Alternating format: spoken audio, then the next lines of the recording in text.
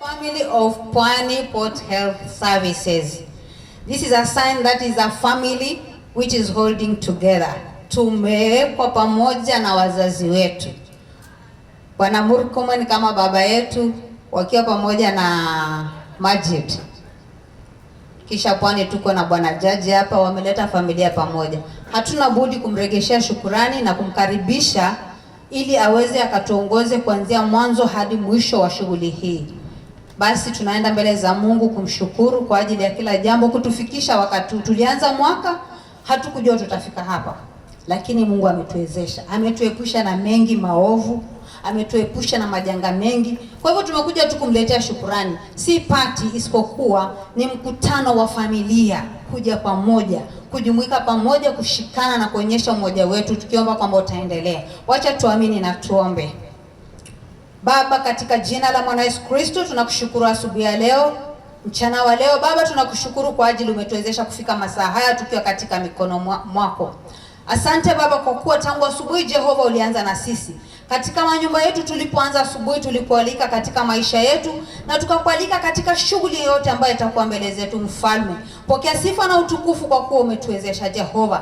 Ni wakati mwingine Baba tumekutana kama familia ya Port Health, tukija mbele zako Baba, tukileta shukurani zetu kwa ajili tangu mwanzo mwaka uanze Jehova, umekuwa nasi, tumekuwa katika mikono yako.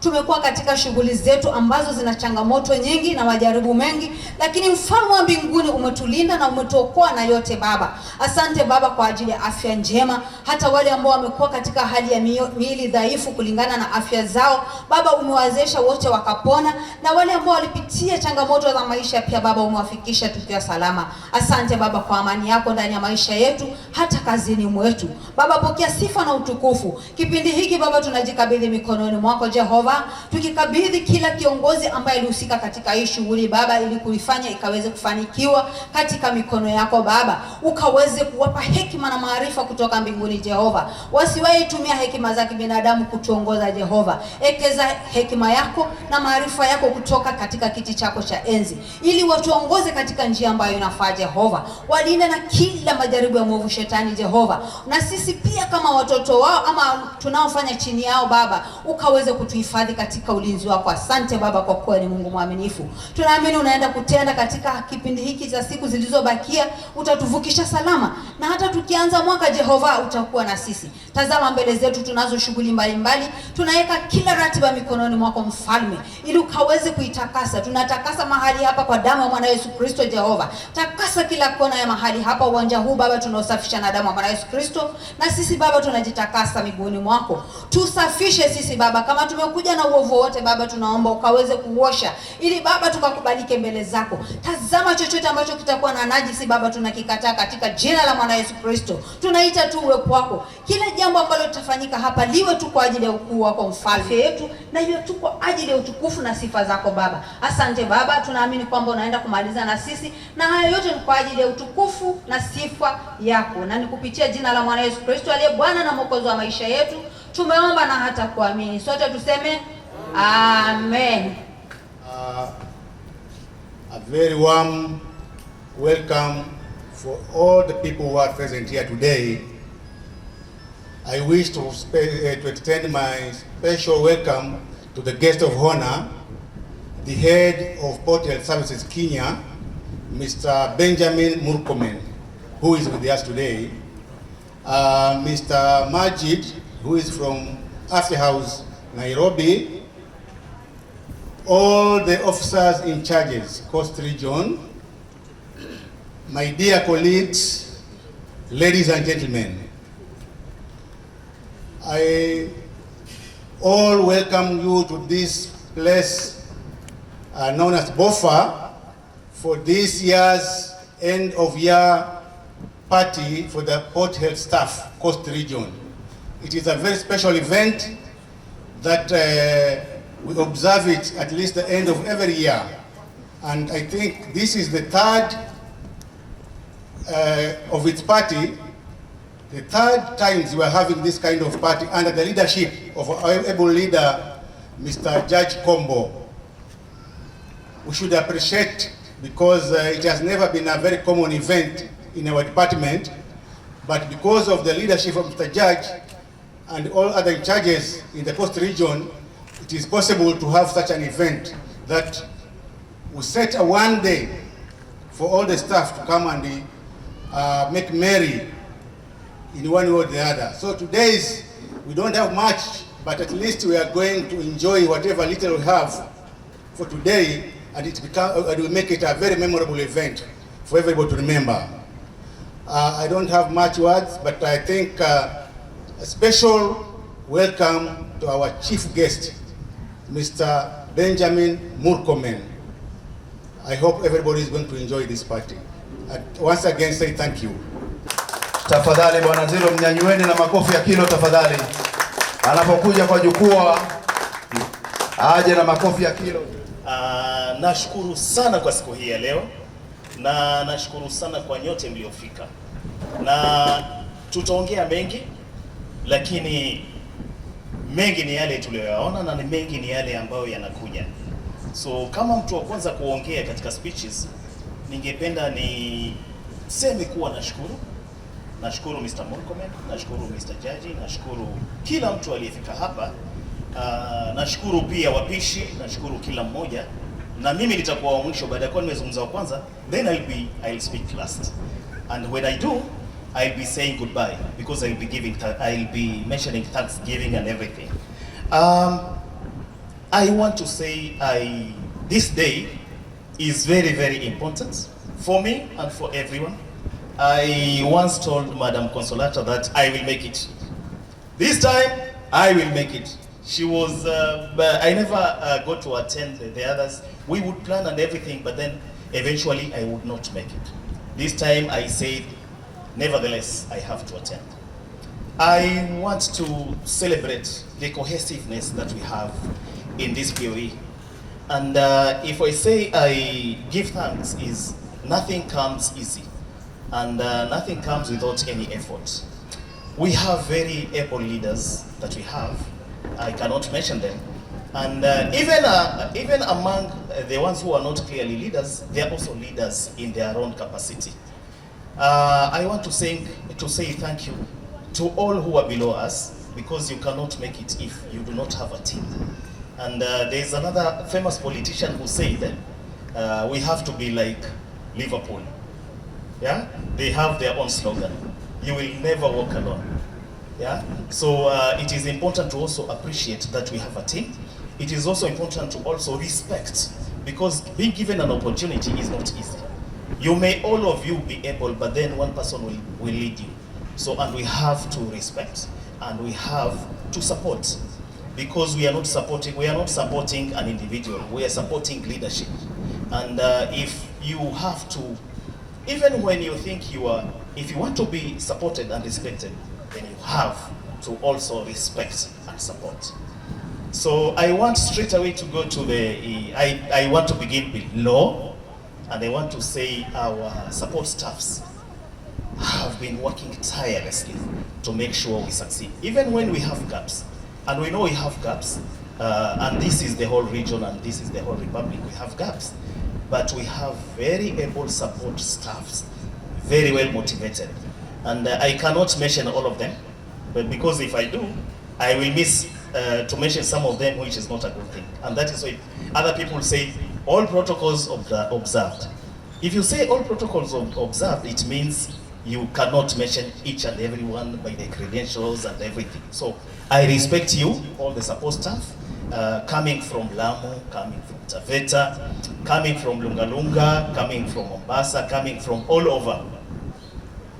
So I respect you and I salute you, because even as you see, you can see them working here and there, even making it whatever is going on to be successful. So I want us to make one clean clap. One, and this is for the support staff all over. I also want to support the PHS staff. Thank you so much for supporting us. Thank you so much believing in us. We know we cannot make it without you. We know you have capabilities more than some of us. And also, as I say so, I want to also appreciate the fact that there is personality. There are some traits. There are things I do not have and I never have in my life. And there are things you do not have, you may have, you may not ever have in your life. But what we normally do is supplement each other. And it is important for us leaders to recognize talent in some of our staff. If you know there is someone has a talent, make use of that talent. Make use of that person so that you will excel as a team.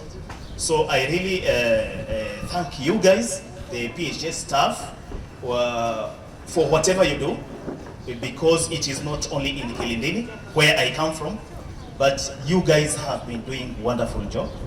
And therefore, I really respect and appreciate you. I want to today celebrate the most important team who are the interns. I'm telling you, this team of interns have been a blessing ever since they stepped in our doorsteps. Ever since they came into our lives, the interns have been doing a very good job. It is as if it is a key. It is a key that was designed for this long. And I don't know. Whenever they come in our offices, I don't know what magic do we have, but whenever they come in our offices, they identify the gaps very fast. I'm surprised because guys these days who are going to class are normally half-baked. They are not half-baked, but you become a half-baked if you choose to be half-baked. But Mr. Murkomen, the support staff, the interns who come in Mombasa, they don't work like they half-baked. They behave like they are fully baked. They may be even more baked than us.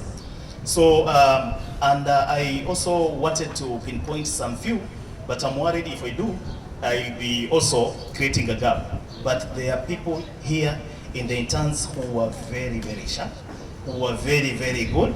And we know, because we believe those people who have stayed, the way some of us have stayed, we know a right thing when you look at it. So some of them, you will excel to go very far.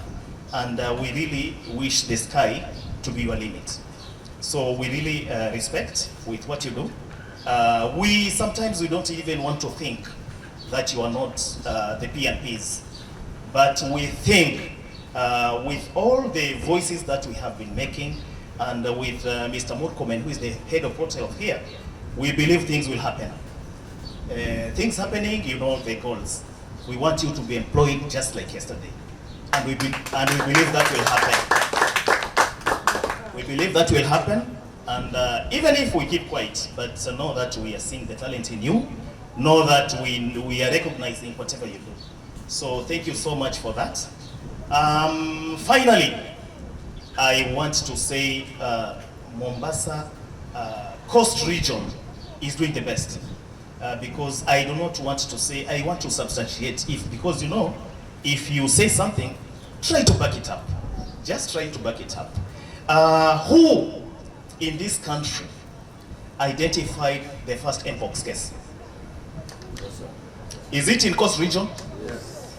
Is it a guy who has a cape behind? Mr. Fadhili? So, Mr. Fadhili's team, congratulations. We are celebrating you and we are happy. Even the WHO team is happy because you have recognized. It has happened in our midst. So thank you so much for that.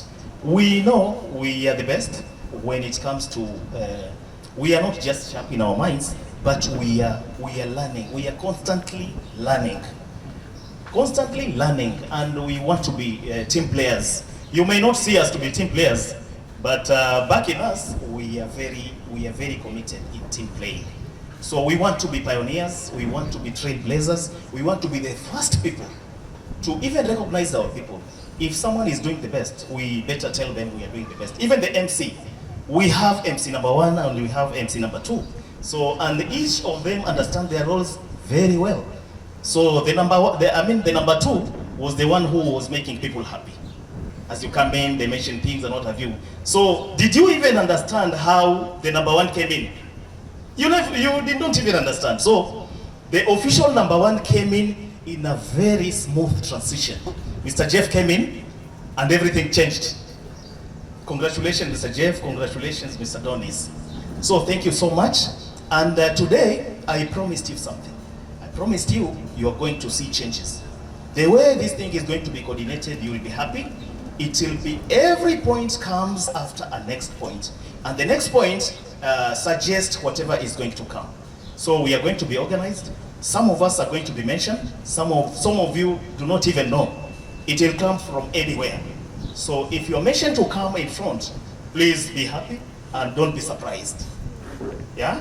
So we have decided to recognize even the talents that we have among ourselves. Yeah. And we are happy because there is selflessness in us. So thank you so much. I do not want to say much, but there are people, this is not my day. It is the day of our guest of honor. It's the day of Mr. Murkomen. Thank you so much for this little, and thank you for this more.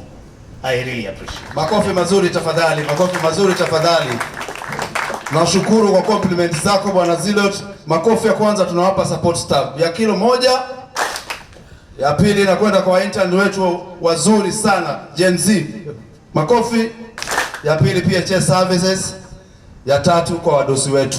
Asanteni sana. Naomba tupige makofi mengi sana. Wanasema ukimsomesha mama umesomesha jamii nzima. Sisi tu vigelegele kina mama hoye. Kina mama hoye. Kina mama hoye, tafadhali mama Mdome, karibu sana kwa. On behalf of Moi International Airport and on behalf of all the Coast Region people, I appreciate the presence of our guest of honor, Mr. Murkomen, all the in-charges, my colleagues, the interns. Some of them call me Mama, and I was very happy when they welcomed me when I was arriving. Thank you so much, the interns, for that. Today, much has been said by Mr. Zilot about the interns, the casual, but I have something to add. This celebration, we have told, is the end of year party for retirees.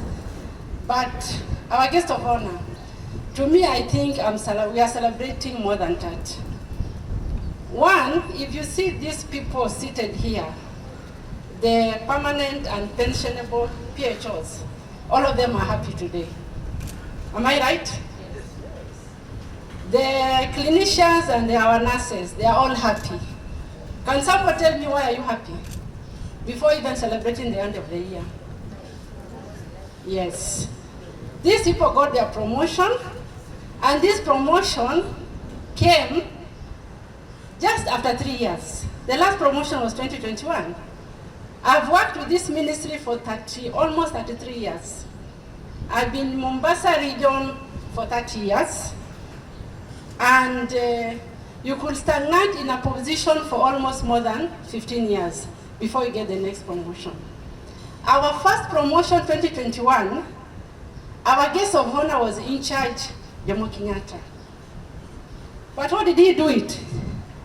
Alitutetea kuwa the only people who never went for strike ni port health officers. And he used that route to make sure that we are promoted. Were we not promoted that year? And this time, we thank God that he's in the up there, Afya House. He's our leader now. And he has fought tirelessly that all of us, hakuna hata moja aliachwa. Either ulisoma, au kusoma, yeye alisema hataki kujua hiyo. He just said these people have stagnated. Wengine we are about to retire, and we are still in the same position. So alipigania, and that's why I'm happy for this party. It has come the right time. We are celebrating the promotion. We are celebrating our NDO party. We are celebrating the retirees. And there's one more thing which is making me happy, which has come at the right time. We have colleagues who are not on duty, who were interdicted some times back. And imagine today we are with them here, celebrating with us. Is that not fabulous? Those are the three things I'm celebrating today. We have Mr. Pole and Mr. Mweni. We have not been with Pole for some time, but today we are happy to welcome him and be happy with us. Are we not happy for him? You know, when you are happy for your brother, your success comes through that. So we are celebrating that. Mr. Murkomen, thank you so much. We are happy for everything you have done. We are happy for all the promotion, and we are praying for you to be there, the toppest position, so that you can fight for this department. And this end year party, our celebration goes to the interns. Mr. Murkomen, interns wamefanya kazi nzuri sana. The joint external evaluation, kama sio interns, hata zile point kidogo tulipata hatungepata. Kwa sababu kweli kama sio hawa, hizo point tulipata hatungezipata, especially at Moi International Airport.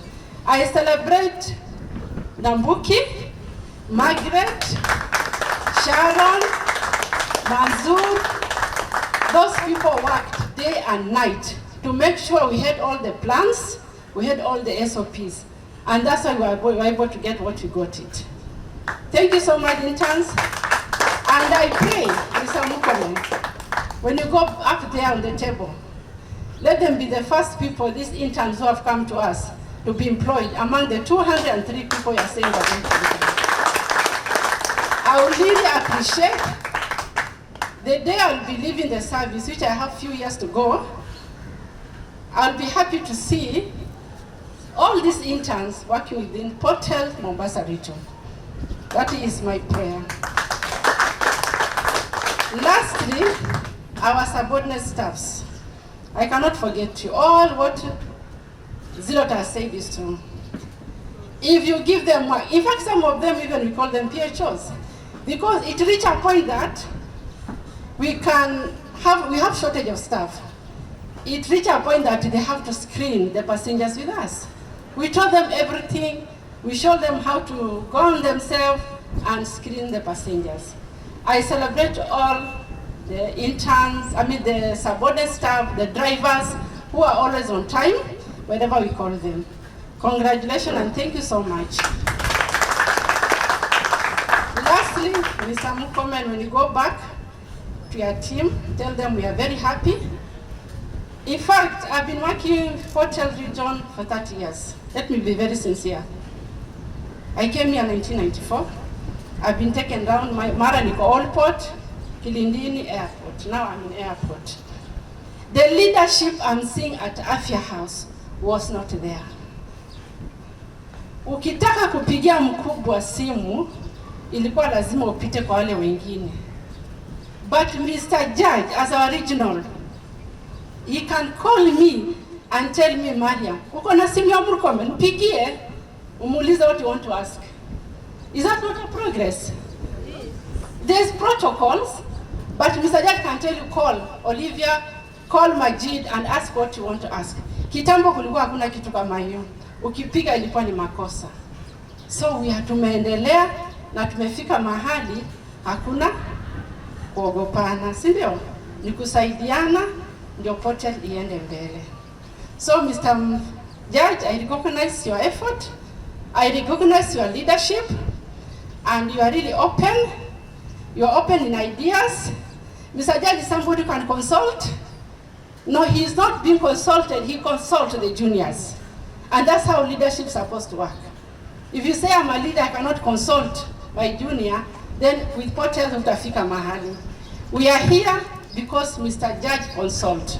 I consult, he consults Zilot, and we come up with an ideas. He consult all the in charges, and that's why we make this region to be successful. So, tupatie Mr. Judge makofi. He has really tried. Thank you so much. Sina mengi la kusema, lakini na appreciate sana. I have seen for the last 3 decades, there's a very big change in the leadership of Port Health, starting from Afya House to Mombasa region. Thank you so much. Hawa watu ni wangwana na ni wazuri. Haya, naifuata tunaomba pili. Hii ni East Africa. Njoo tafadhali tuambie wengine wamepata wapi. Who is also a guest of honor, Mr. Majid from Afya House, Bwana Judge, my colleagues, PSOs, our retirees. Naona mzee Mwero ashafika tayari pale. And the rest, I hope they are on their way. There are our 2 colleagues ambao pia tunawakaribisha leo rasmi, Bwana Pole na Bwana Mweni, our interns and our supportive staff. Good afternoon. Yeah, mine, I don't think I have much to say because I think my 2 colleagues who are here before me have talked about what God has enabled us to be here. I know it is not easy for a whole year for us to be able to meet here at Port Health. At the much thanks to our able head of department. I know it is not easy for him to make it here to Pwani for us to be able to be with us with us today. But amejaribu pale anaweza na tumekuwa naye pamoja. Na hiyo I think ni shukrani kubwa sana to our head of department. We really appreciate you for that. It's a great honor for the Coast people. Second, mine is to our retirees. I know it is not easy. You can imagine I had Mariam talking about he has worked for 33 years. I know for those who are yet to get into the service, najua mnaona ni miaka nyingi. Na kweli ni miaka nyingi. Because I know to manage to be in the civil service at least 60 years, it's not a joke. It's quite a milestone.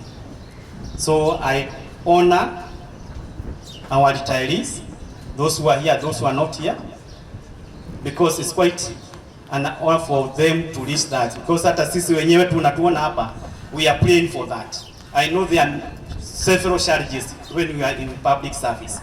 Nadhani hata nyinyi wenyewe mmesikia mambo mengi yamefanyika through the work challenges, affiliations and so on. I know kuna wale walianza na sisi lakini they never managed to reach where our colleagues what have they done. So I really appreciate them. I know we have worked with them well, and we are going to keep consulting film wamekupata experience, because I know whatever they have acquired for those years they have worked in service, they have really acquired quite a wide range of experience, and we will be consulting to them time to time. Kwa our 2 colleagues, Mr. Pole and Mr. Mweni, karibuni rasmi. I know hatujaweza kuwakaribisha rasmi. I thank Mr. Judge for organizing this na kwa including to the program because I know it's our colleagues. Those are the challenges I just talked about was nafanyika kikazi. You know, when we are working at the POEs, we face quite a number of challenges. Na yaesafanyikia mtu yoyote vile ilifanyikia why, but we really appreciate through our head of department. He has tried his level best to see our colleagues have come back to the service. We really appreciate that. Na karibuni sana Bwana Pole na Bwana Mweni. To our other colleagues, before I come to the interns, ni kuwashukuru pia. I know we have worked hard for the whole year. I know some time back we had this issue of the COVID-19. Now we are talking about the issue of mpox. We had the Marburg scare. But all in all, we have worked really hard to see that our point of entries, we are always on high alert, do the right, what is expected of us, and that is the reason why, like a point of entry, the first case of mpox was able to be detected at our POEs. So I really appreciate you and give you the salute for that good work. To our interns, I know we are here for 1 year, but I pray our head of department have said he is working very hard to see at least you come and support us to prepare to do whatever is expected to us or to strengthen our public works at the POEs. Na waombea sana na tunawashukuru pia sana. We have really done a good job in our POEs. Very commendable. Na sio nyinyi, I think hatungekuwa pale tumefika. I know we are few, but you have really given us a lot of support in our POEs. Mariam have said it very clearly. During the JEE assessment, it was not easy if it was not for the intern support. We really appreciate you and we honor you for that, what you have really been able to support us in our POEs. Na tunaombea mazuri. I know, let's pray for our head of department to keep on pushing, at least you get employed to come and support in our point of entry public health work so that we can be able to propel our career far. The other group is the group of the supportive staff. I know this is another group which sometimes it is ignored, but they play a key role in our POEs. Kama sio wao, nadhani kazi nyingi unapata pia zinakwama. Unapata wao wameenda even not even their own job, they do the work even beyond the call of duty. Unapata kuna kazi zingine tunawapatia, but they are always ready to assist whenever we invite them to come and support us in whatever we want to do at our POEs. Kwa hivyo tunawashukuru sana kwa kazi njema ambayo mmeweza kutusaidia nayo katika in our POEs. We really appreciate you for that. Kwa hivyo basically yangu sina shukrani zaidi ya hapo.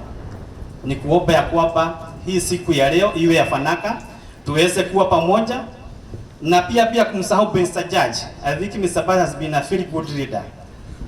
Na ametuweza, I think it's the fourth such kind of a party, farewell party, and I know it's not easy to plan such kind of an activity. Mmekuwa umeona this up and downs, but Judge is always up to the task. Na naelewa hivyo ndio tumeweza kufika hapa. Kukutanisha watu hivyo sio mchezo. Sio kazi rahisi. Maybe watu wanaona ameketi wakaona kama ni kazi rahisi, but I know it is not easy. Na pia wanatupatia privilege kwa kutana. Tunasikia mtu yuko Malindi, sijui Kiridini, sometimes we never meet, but katika hii mkutano we are able to meet and interact, and we also share experiences, na pia tunafurahia kwa pamoja. I think ni kitu muhimu sana. I really appreciate you Mr. Judge for that. Kwa hivyo yangu sina magi ya kusema, ni kuwashukuru na tuombe siku iwe jema, na pia kumtakia Bwana Murkomen wakirudi Nairobi aweze kuendelea support our department to assist as much as possible you can, so that we can be able to have a cohesive portfolio to be able to be the ngao ya nchi yetu ambayo ni Kenya na watu wa POE. Thank you na asante sana. Bwana Jaji, nafikiria mnajisikia Diani ni kwa millionaires, Kilifi ni kwa billionaires, so feel that you are a billionaire in this midst, okay? Sawa, kidogo chetu. Njoo kwa ujeuri tafadhali kabisa, tembea bila wasiwasi. Tembea bila wasiwasi Bwana Fadhili. Nchi yako mababu zao.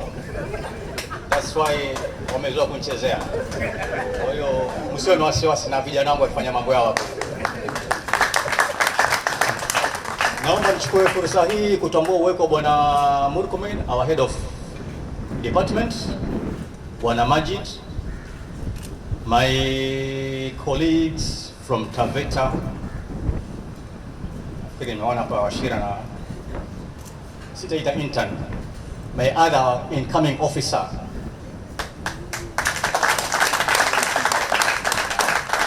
My colleague, the in charges, our other interns na PHS staff.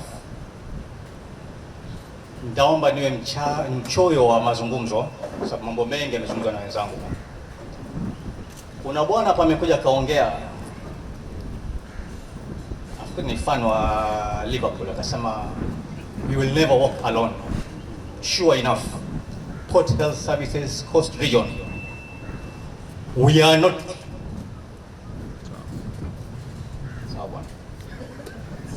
walking alone. Taveta is not walking alone. Neither is Lungalunga, Mombasa, Shimoni. We are all working together. The issue of COVID imetajwa nafikiri mara kadhaa. It was not Tavetas. It was Port Health Coast Region with support from our head. We've been getting reports and everything from them. Before Itokeyo case, we had a sitting with judge and other in charges where we decided to come up with our SOPs, the plans, and was to say idea to detect. I was not there that time. Washira was there. He was the one who detected that case. He was just consulting. Fadhili kuna hii nifanye nini? Naambia just suspect ni fanya hii ABCD. So he was just getting instruction from me, but he was the one who was there at the source. So I really appreciate you. Nafikiri umeweka Port Health Services kwa map ya ministry. We went to a certain meeting. The Taveta County appreciated our POE kwa sababu walisema Taveta border imetuweka mbele, tunajulikana sasa. So this issue nafikiri ni yetu soteni. Bwana Murkomen, I appreciate your support, the support from our colleague Bwana kina Majid. Nafikiri mpaka imekuwa tukienda kwa hizi other meetings tunaambiwa kuwa you are being favored by Bwana Murkomen na kina Majid, wanapenda sana kuja Coast Region. It's not favors, it's what you are giving them, the support we are giving to the ministry. I think Bwana Judge and other in charges utakubaliana na mimi kwa tukienda kwa hizi meetings, there has never been any congregation like this one from other POEs except Coast Region. So let's appreciate Bwana Judge for his leadership. Tuchukulieni kwa hapa tuna viongozi. Secondly, I'm urging my colleagues. Nafikiri tena shanda kwa kabati mimi sasa. I'm going. Let's impact this knowledge. Marian, you said you are in the service for more than 30 years. Patia hawa watoto, whatever you are having. They need that knowledge. Nafikiri tumewapigia makofi our interns is just because of us. We are not mean with our knowledge. So, our interns, whenever you have any problems, don't fail to consult. Lastly, I think without mentioning the drivers, nitakuwa sikufanya haki. We've been having our annual appraisal without them, the drivers. Na hapa nakwambia Bwana Jaji, nasikia kuna mnumunuko na madriver wengi wanalalamika, wanasema kwa the drivers from Mombasa wanapenda kuja Taveta. Hata kuna station nyingine. Sijui ni kwa nini. They are here. Let's appreciate our drivers. When I was growing up in this field, our superiors, the likes of akina Kimwele alikuwa anatuambia don't joke with the drivers, msiwachezee. Hawa watu ni muhimu sana kwetu. We've been getting a lot of support from the drivers. I appreciate your presence. Naomba nimalizie kwa hapo sababu mengi yametajwa na wenzangu. Nafikiri bwana MC miguu imezeeka hii, siwezi kusoma sana. Tafadhali. Amesema miguuni wetu nafikiri miaka 2 iliyopita ulitupeleka sehemu nzuri ya mabilionaires kama hivi tena, tukafanya mambo yetu mazuri, na leo pia tuko hapa tena. Asante sana, mpigie makofi bwana Nathan. Thank you very much, Mr. Majid. Your support is always there. Mr. Jaji, your coordination and support, we can't go without acknowledging it. We find comfort in your leadership at the local level. We thank you. To the retirees, I can only see one Mr. Mwero, but they ought to be 3. There is Madam Jopsy, there is Mama, that lady, I've forgotten her name, Cecilia. So the 3 of them, as they say they are going, you know, in our village we say when you see an antelope with a long horn, that's when an antelope looks beautiful, admirable. But for it to have attained that long horn, it has gone through a lot. Imekwepana na simba na chui na mambo mengi ndio ikafika hapo ikapendeza. And I think we can learn something from Mr. Mwero. That's never say it's over. At 55, he still continued to do something. He served us even more. So never say never, colleagues. When the time comes to go, usiseme sasa mimi nimeenda nimemaliza. To Madam Cecilia, she's not here with us. So quiet and humble. Na kazi ilifanyika. From her we can learn that we can still do it peacefully, harmoniously, without using sword. Hii kazi haitaki kifua. Ukiona Mama Cecilia anakamilisha kazi bila kunguruma, then it means we can learn from her humbleness. And from Jopsy, she's not here. I think we learn one thing: you can still keep yourself young to the age of 60. So, colleague, I'm happy for them. And to our 2 brothers who someone decided to keep them on the bench for no reason, thank you that the red card was withdrawn. We are happy to have you back. We really missed you, we felt for you, and we are happy that God brought you back. Welcome, feel free, we are still one family. We have interns. Our intern wameiva. Ni ile embe inakaa mbichi juu, lakini ukikata, ukimgusa na idea, unajua wameiva. Thank you very much. You are ready for the task ahead.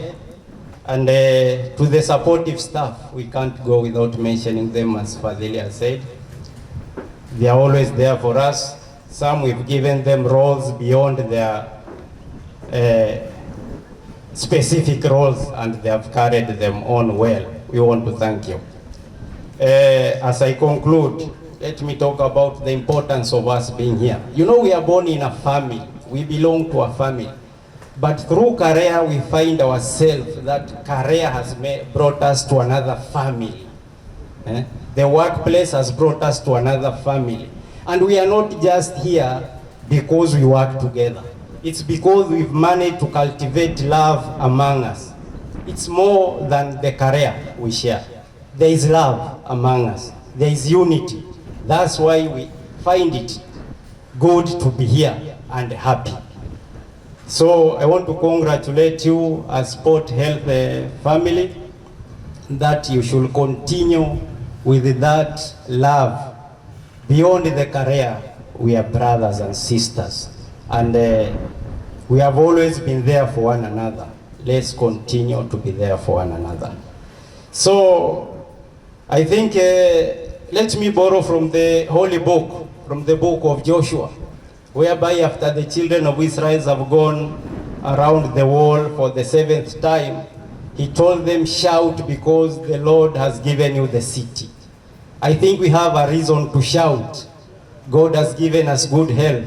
We have a reason to shout. God has kept us for the whole year. We have a reason to shout, to shout, because we are together and in love. Thank you. May God bless you all. Anayefuata sijui aliandika hii ratiba, aliandika vizuri. Tafadhali njoo. Unamuona ananyanyuka kama maua. Asante sana kwa kuweza kufika mahali hapa.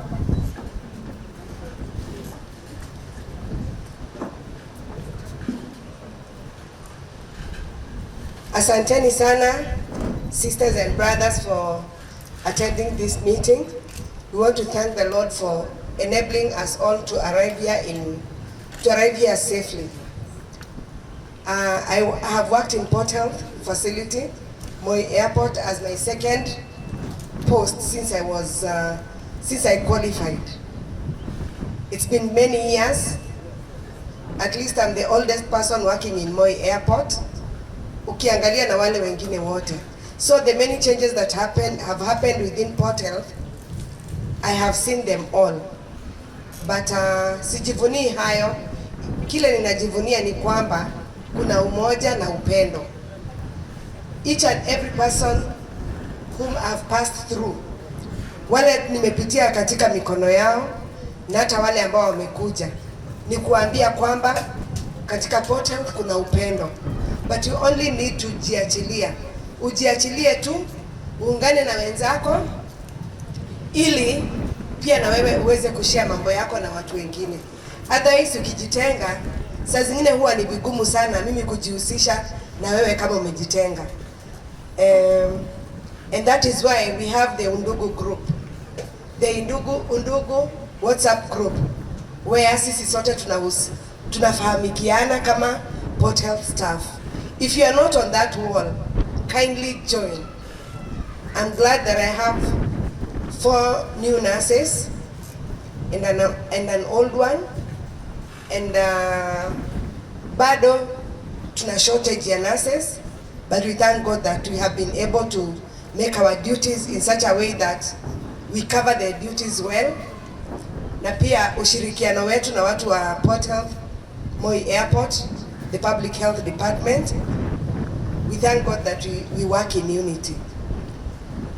Wale ambao wamekuja from other areas, we want to pray that you may also join us even in every activity that we have. Thank you very much and God bless you. Amejibidisha sana, tumejibidisha sote ili tuweze kufanikisha shughuli ya leo. Jamani, hiyo makofi hayajatosha. Kina mama hoye. Ni njama ni nini? Tusimamishe shughuli kidogo. We go for a short commercial break kama namna gani? Mko imara? Ngangari, ama mama ngangari, tuendelee.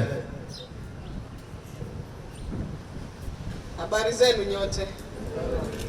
Kwanza kabla tujaendelea, naomba tusimame tuimbe nyimbo ya kumshukuru Mungu kwa umbali huu ambao ametufikisha.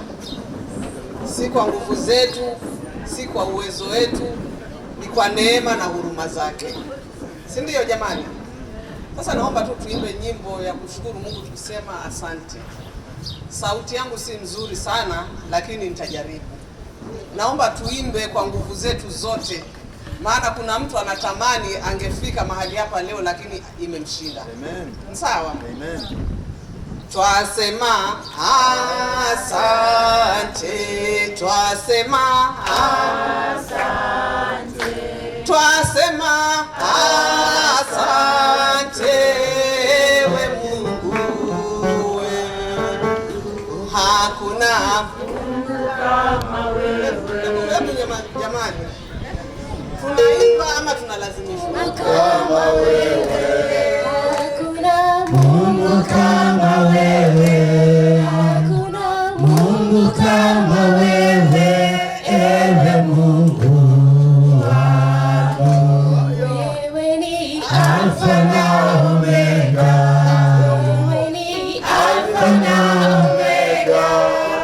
Wewe ni Alfa na Omega.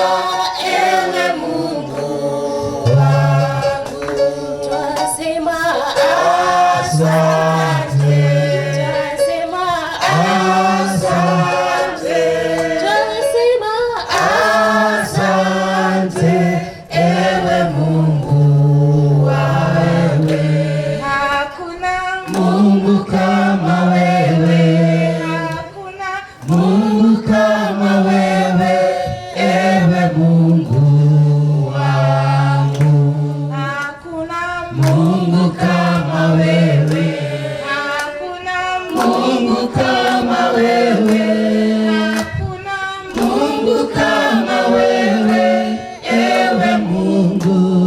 wangu twasema asante, twasema asante, twasema asante, ewe Mungu Bwana, ewe Mungu Baba, nasema Baba, nasema Baba, nasema asante, ewe Mungu wangu. Haleluya. Kama wakati wa Mungu ungekuwa haujafika. Naanza basi. Jamani, mambo haya sijazoea Jeff mimi. Kwanza kabisa nataka kuchukua nafasi hii kumshukuru Mungu kwa uzima na mengi ambayo amefanya katika maisha yangu pamoja na maisha yetu sote kama Port Health Coast. Nataka kuchukua nafasi hii pia kumshukuru na kutambua uwepo wa Mr. Murkomen. Amejaribu jamani, na tunajua anazidi kujaribu. Tunamwombea Mungu ampe nguvu, ampe afya njema, azidi kupanda. Anapopanda na sisi tunajua tunapanda. Asante sana sana. Majid, karibu sana. Tunakushukuru maana huwa uko pamoja na sisi tunapokuhitaji, tukiconsult. You are always ready to hear what we want to say. Kakangu Jaji, tumetoka mbali na bado tutaenda mbali. Asante sana kwa coordination yako. Mtu akikuona na kuona kimo kidogo lakini akili nyingi. Kwa hivyo usidharau mtu mdogo. Ama usidharau kimo jamani. Akili zimejaa pale. Kile kipara si cha bure, ni hekima iko pale. Wenzangu wa POEs ambao tunajaribu kusimamia wenzetu mahali tuko, asanteni kwa coordination yenu, kwa kuwa hapo, kwa kuwa pamoja na mimi ninapo consult huwa mko ready kunisikiza. Mr. Pole, karibu sana. Baada ya kupotea kwa muda mrefu, Mungu amependa uwe na sisi. Tunashukuru kwa hiyo neema, tunashukuru kwa hiyo aliyofanya mpaka ukawa vindicated. Karibu tena kwa service, tuwe pamoja, usiwe baridi, uwe Mr. Pole ambaye tumemzoea. Mweni, welcome back my brother. Nafurahi kukuona. Tunawaombea Mungu awawezeshe. Mr. Mwero, mimi naitwa Consolata, si tuko Sokolata. Karibu sana. Karibu.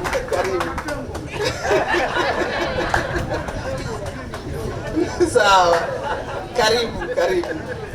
Wenzangu wote, officers, yamezungumzwa mengi. Kitu ningependa kusema ni kwamba mahali huko, wewe ni dereva, wewe ni pecho, wewe ni supportive staff, penda kazi yako na uifanye kwa moyo mkunjufu. Unapofanya kazi kwa moyo mkunjufu, hata kama ni ile mshahara ni kidogo, Mungu huwa anaibariki.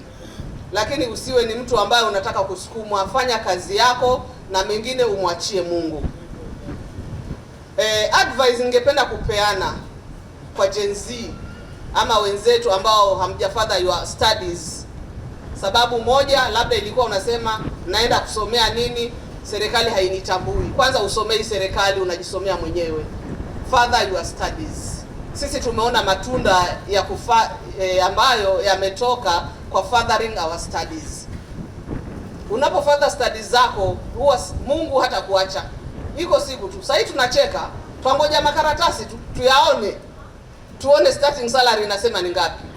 Turuke. Na sababu tulifurther our studies. Tulipokuwa tunasoma, wengine walisema wanapoteza pesa zao. Lakini sasa tunapoteza pesa. Tumepoteza pesa, wapendwa.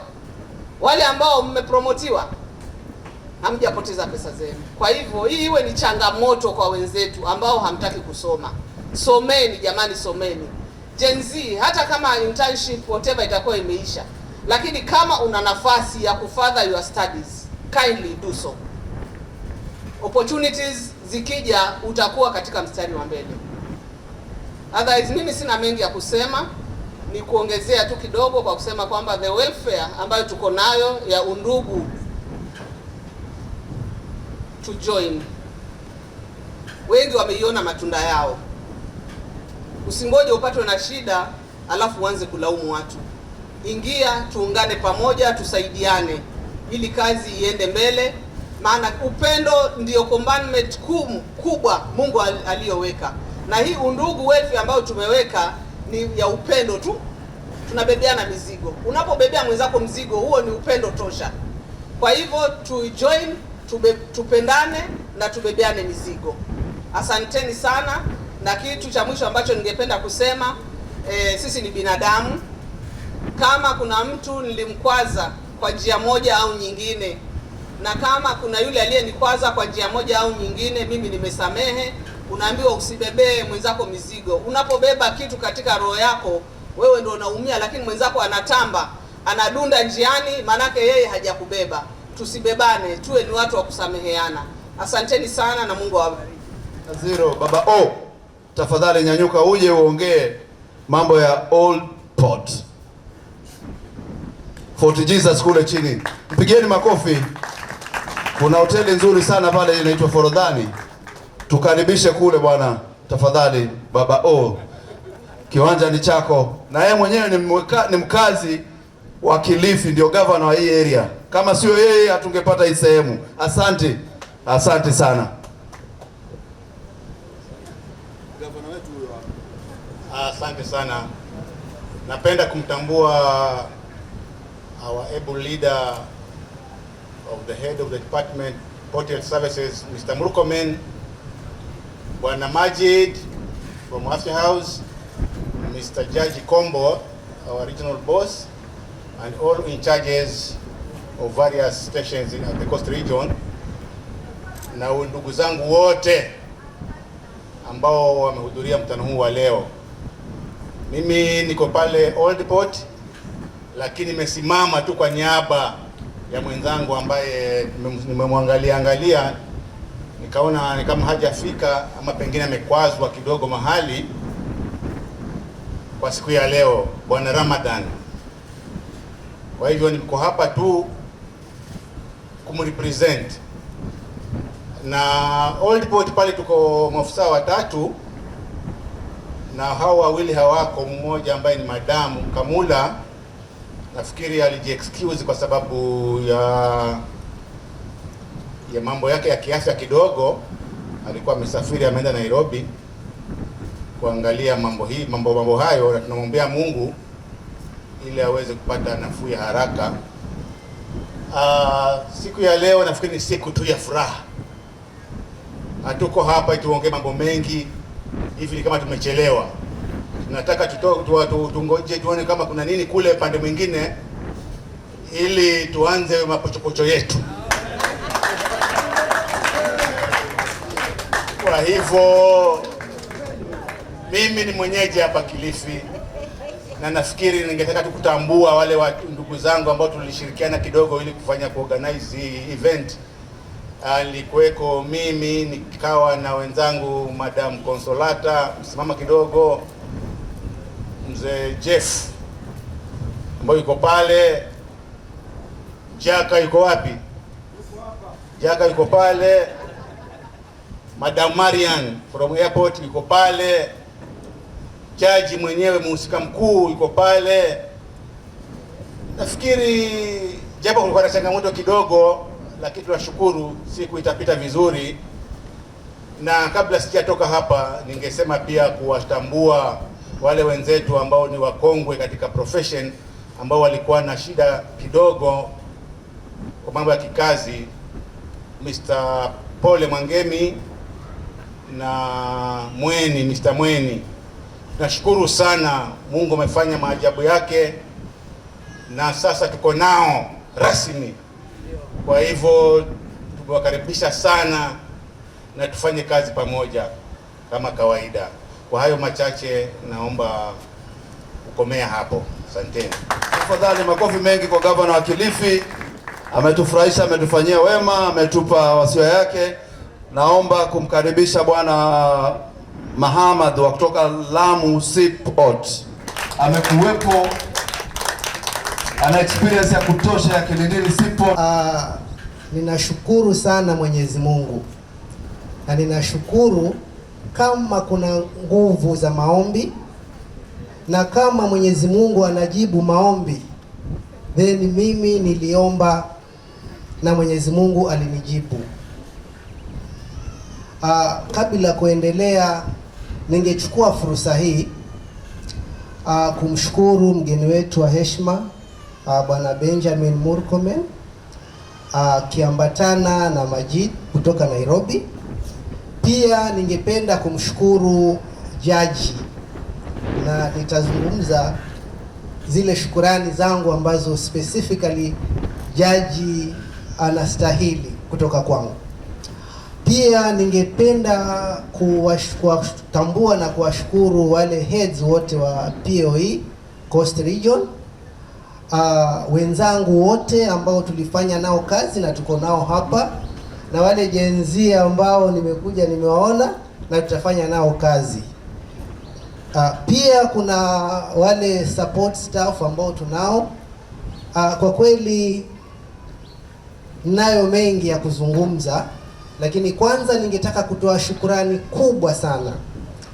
Vile tulivyokaa hapa kunaonyesha kwamba kuna umoja, na huu umoja ambao haukuanza sasa, maanake umoja huu ndio umefanya mpaka mimi leo niko hapa, kwa sababu yale masaibu niliyowapitia ni masaibu makubwa, lakini kwa ushirikiano wenu, kwa maombi yenu, kwa msaada wenu kifedha, na pia ushauri wa nasaha, nimefika hapa leo. Kwa wale ambao pengine ni wageni, ningetaka kuwapatia taarifa kidogo yale yaliyotukia, mpaka nikawa pole. Yuko outside of city, yuko nje ya sehemu yake ya kazi kwa miaka 6.5. Siku hiyo hata sikuamini mimi mwenyewe kwamba mambo yangebadilika na nikafikia pale mahali nilipokuwa, kwa sababu ilikuwa asubuhi, nikapigiwa simu naambiwa natakikana kwa regional DCI boss, na ninajua kwa sababu ilikuwa ni mtu namjua. Aliponiambia Mr. Paul, unaweza kuja hapa kidogo, kuna mambo nataka tushauriane. Sasa wakati huo kulikuwa kuna issue ya sukari, kuambiwa kuna sukari ina mercury. Kila mtu, hata watu wengi walikuwa wanaogopa kunywa chai wakati huo, lakini sikuwa na wasiwasi, maana nilikuwa najua kila kitu kilikuwa shwari. Tumefanya kazi na hakuna doa lolote la kuhusu sukari ina mercury. Na hiyo asubuhi hiyo nakumbuka nikifika ofisini early in the morning saa 1, tulikuwa na judge, kuna kina Ndegwa, kina Kinywa hapo. Nikasema nimeambiwa niende kwa DCI, regional DCI boss, pingine ni mambo ya sukari, na mimi najua kwamba kila kitu kiko sawa, lakini tukaungana pale ili kutengeneza report ya kupeleka huko. Lakini wakati nikienda, roho yangu ilikuwa ni kama ambaye kuna sensors.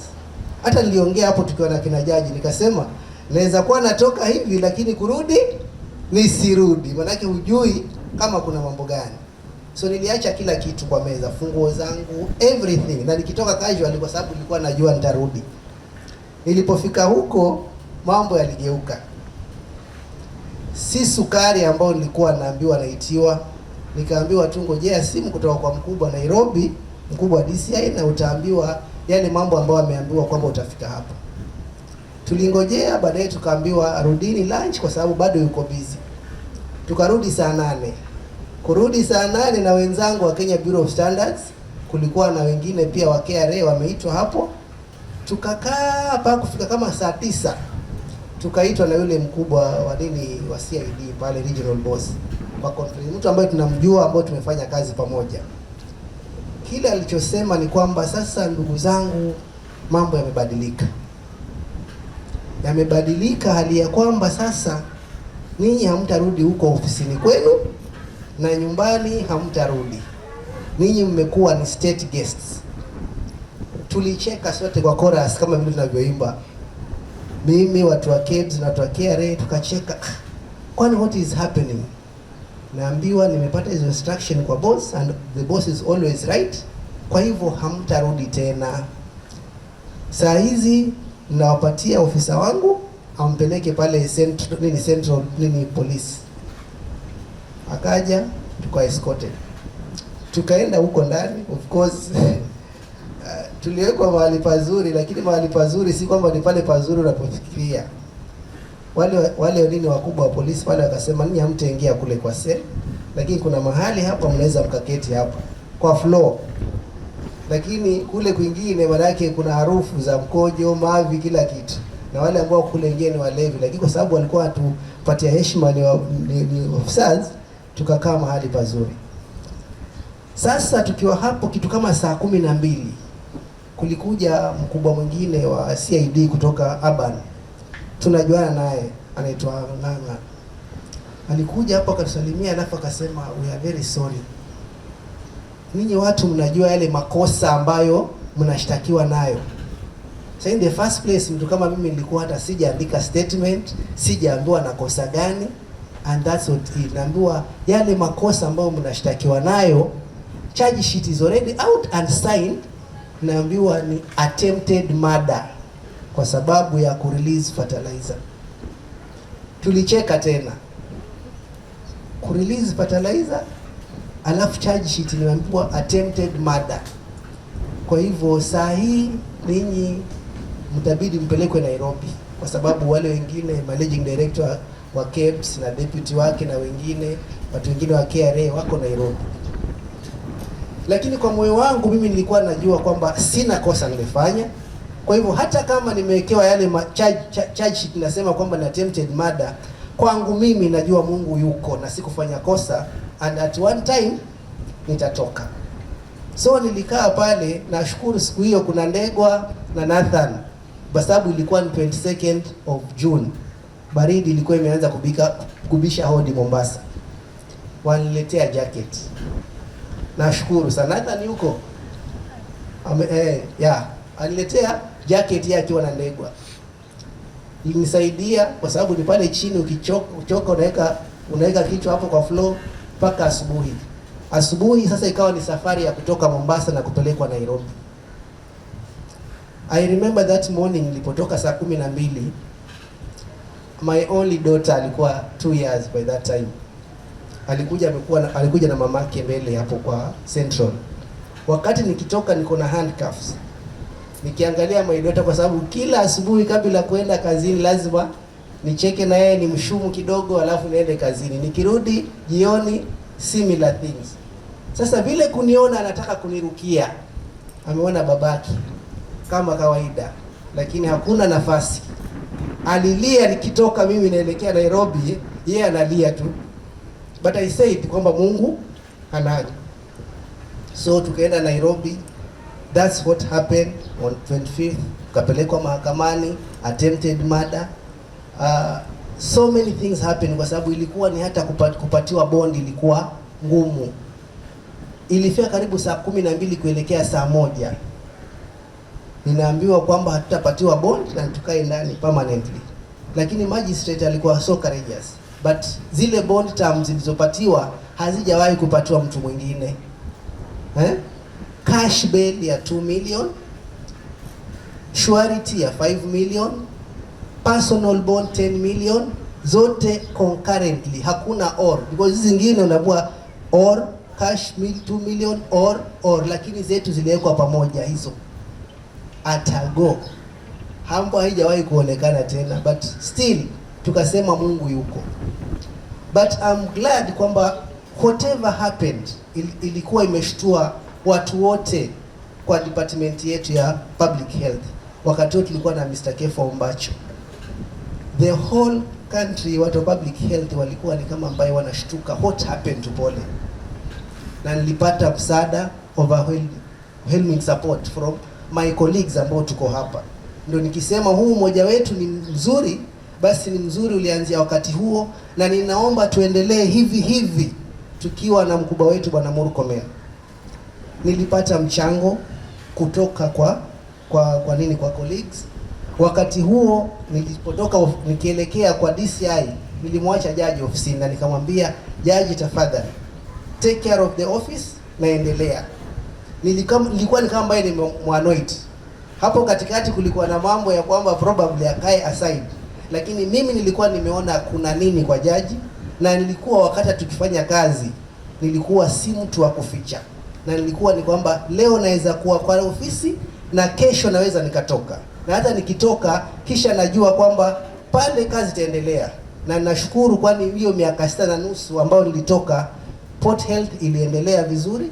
Jaji alikaa hapo kilindini na akaendelea na kazi, na hata pia akaonekana kwamba anaweza akafanya kazi zaidi, ndio kile kiti kingine cha mbele pia akapatiwa.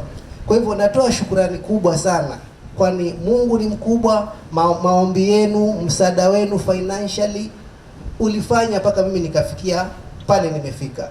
Wakati nikishikwa, kama ingeliambiwa hii kesi yako itaisha baada ya miaka 6.5, sijui kama ningekula sumu, lakini tu nilikuwa hapo lipo navumilia na nikijua kwamba sina kosa, and one time hii problem itaisha.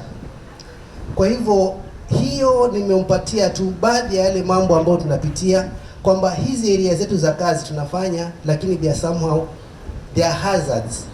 Hizi ni work hazards, na kwamba sio kwamba tutakaa na tuseme kwamba tutafanya kazi, kwa sababu hapo ni mahali kwetu kwa kazi. Sio kama wale wenzetu kama pengine doctors ama nurses ama clinical officers, because when you are dealing with a patient, wakati mwingine hata haongei, yuko desperate. Lakini area zetu za kazi tunafanya kazi na stakeholders, wale ambao nia yao ni pesa na biashara na utajiri. Kwa hivyo your decision ya kwamba unataka kukinga watu kutoka kwa magonjwa, unapambana na mtu ambaye hilo halimo kabisa. Na hapo ndo wakati mwingine hasa zinatokea, kwa sababu yeye lile analotaka wewe hulitaki, na mtasumbuana mpaka mwisho inaweza kufikia hapo hali ya kwamba kunatoka uongo kidogo, unasukumiwa. Lakini still kama Mungu yuko na unaomba Mungu na unafanya kazi professionally, hata iweje utakuja utoke, na utatoka ukiwa huna doa lolote. Kwa hivyo tunataka tuwe pamoja na tuingie. Wakati niko nje, kama ilivyokuwa ile hali yangu, ni kama kulikuwa na vitisho. Hakuna mtu kuongea na pole kabisa, na ukiwa utaongea na pole ukijulikana wewe na wewe utawekwa ndani. Kwa hivyo hata in fact ilikuwa ni woga umeingizwa kwa kila mtu. Hata wengine wakati natembea nikiona kwa streets vile niko nje, unaweza kuona mtu yule anakuja kumwona amenispot kwa distance, anafanya nini? Anahepa, kwa sababu alikuwa unajua ukiwa na pole ambayo liko contagious, wewe na wewe utashikwa utiwe ndani. Na nikiwa huko kama ningelikuwa pia sina ule moyo wa utu na kwamba ni wenzangu, basi tungelikuwa wengi huko ndani. Kwa sababu nilikuwa mara alitoa makaratasi, aliyesaini hapa ni nani? Mimi nakubali, nasema ni mimi. To an extent wakaniambia, wani wewe Paul na signature ngapi? Yaani wewe unageuza signature hii na hii na hii na kukilia vitu. But I didn't want to be many of us inside. Mimi niko ndani, tasaidika vipi? Because niko ndani, nataka nipate nini? Nipate ni facts na reports ambazo zitasaidia kwa kesi yangu. Kama sasa tutarudi hapa huku ndani tutafanya namna gani? So I just said kwamba nitamshukuru jaji, na nitamshukuru kwa sababu throughout that period yeye ndio alikuwa tuna communicate. Nikiwa kuna any report ambayo itatakikana kotini alikuwa akinipatia. Kukiwa pengine kuna any issue ambayo tunatakikana ambayo itanisaidia, nilikuwa nikimwambia so courageous, mpaka naambia kama nikushikwa na nishikwe, lakini siwezi kukuacha pole, tutakuwa pamoja. That's how courageous he was. Pia mambo mengine yale ambayo ni ya kikazi, for example hizi mambo ya SOPs, mambo mengine kama kuna information nyingine ambayo ilikuwa inatakana Nairobi headquarters, because by that time tulikuwa tuna team ambayo imetoka kwa Armed Forces ambao walikuja pale kutusaidia kazi, na wengi walikuwa hawajui mambo ya Port Health vile ilivyo. So judge ndio alikuwa ni kama consultant, na yeye akifikia mahali ambapo pengine anataka ile experience ambayo nilikuwa nayo, ananipigia nasema pole hapa, kwani vilikuwa namna gani? Tuna consult na tuna advise one another. So throughout this period judge has been very kind and very helpful na consult one another. So ninawashukuru sana watu wote wa department yote ya Port Health countrywide kwa support niliyopata. Si hapo tu, nakumbuka nikiwa niko huko nje, mamangu alikuwa mgonjwa. Hata kuna wakati alilazwa Premier Hospital na akawa yuko ICU for some days. Niliongea na jaji wakati huo, na support nikapata still kutoka kwa staff, nikapata mchango ambao ulikuwa unanisaidia bill, because bill ni karibu 2 million, lakini pia hapo nikapata msaada, right? Because nilikuwa na challenges, hayo ninayo. Watoto wangu wako university, wanataka fees, unasikia kama ambayo utapasuka, lakini ni kama nilivyosema, ukiamini Mungu na ukiomba hata ku let down. Watoto wangu wanasoma na hawakuwa deferred mpaka sasa, and I thank God because the first born yuko 5th year medicine, the second born yuko 4th year law, the third born anafanya architecture. So wote nashukuru Mungu kwa sababu kila nikishikwa na shida, vile ambavyo mambo yanafunguka mpaka naona mambo yanaendelea, yani naona kama ni miracles. Haikuwa dini. Then my mom also passed on, na alipofariki nilipomwambia jaji, nashukuru alicoordinate na alipata msaada, nilipata msaada kutoka kwake ambao ulitoka kwa staff wote, na tukaja hata yeye aliattend burial. Kwa hivyo there are so many things ambazo japokuwa nilikuwa niko nje for the 6 years, lakini nilipata support kutoka kwenu. Kwa hivyo nawashukuru na nitazidi kuwashukuru kwa sababu nimekuwa hapa na nimerudi hapa.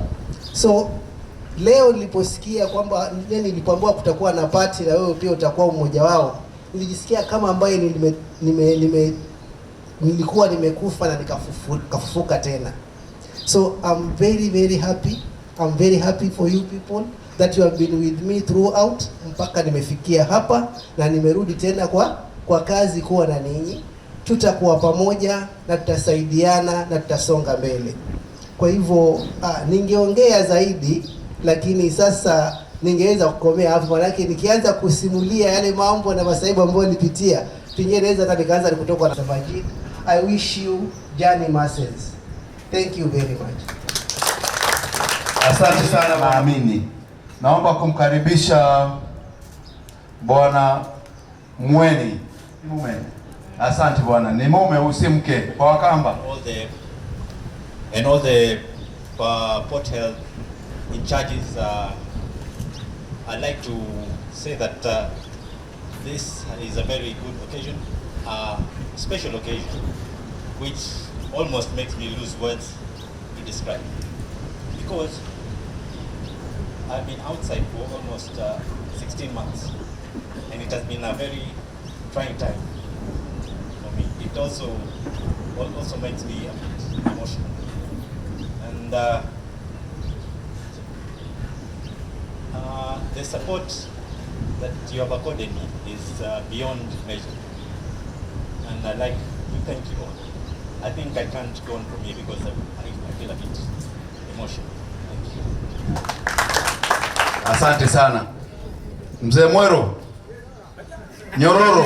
Mengi kabisa. Haya, tafadhali njoo. Mimi najulikana kwa John Mwero, mzee wa Kiduruma. Kabla bado haijakuwa Port Health, ilikuwa ni public health tu peke yake wakati nikija kule. Nashukuru sana hii department imenilea wakati bado ni kijana mpaka sasa nasema goodbye. Lakini nashukuru Mwenyezi Mungu zaidi kunipa umri huu ambao hata wengine nilianza nao wengine pia nimewapoteza. Lakini nashukuru binafsi kwa Mwenyezi Mungu kwa ile hai nao na vile akiba ya nguvu ya kutembea wala sina tamkongojo. Mimi nilipokuja kwa public health, mimi niliajiriwa mwaka wa 79 mwezi wa 5.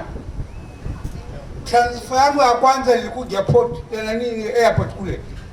Wakati huo ilikuwa kuna support health public health.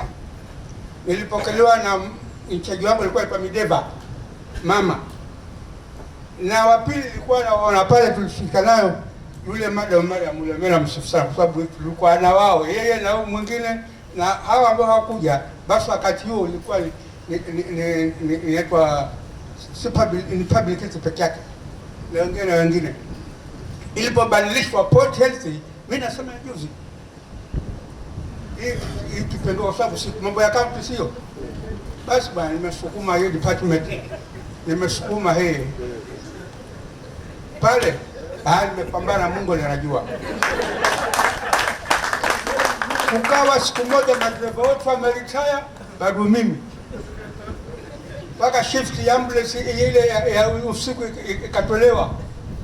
Kuna safari hapa na Nairobi ni mimi, unasujii ukitokea kazi nyingine pale upelekee chakula kistafu, unakimbiza gari mpaka unachoka, unalia sawa kama kuitupo gari iwe peke yake. Sasa ukichoka sangie ndio unatuambia huyu. Basi bwana, mimi nikamwambia ni mjaoni kwa sababu ya ile kuchoka, kulala siwezi. Sasa mimi nasema hivi, jamani, itasema kama wale Konsolata alivyosema. Anaambia mimi namkosea jina lakini na mapengo. Kwa hivyo wale ni wakosea wote, na wale ambao kidogo mimi walikosea wakati wa leo, nasema jamani, msisamee, na mimi pia ninasamea. Sina bani yangu ni hapo. Hebu niweke kitu kimoja kidogo. Haya. Asante.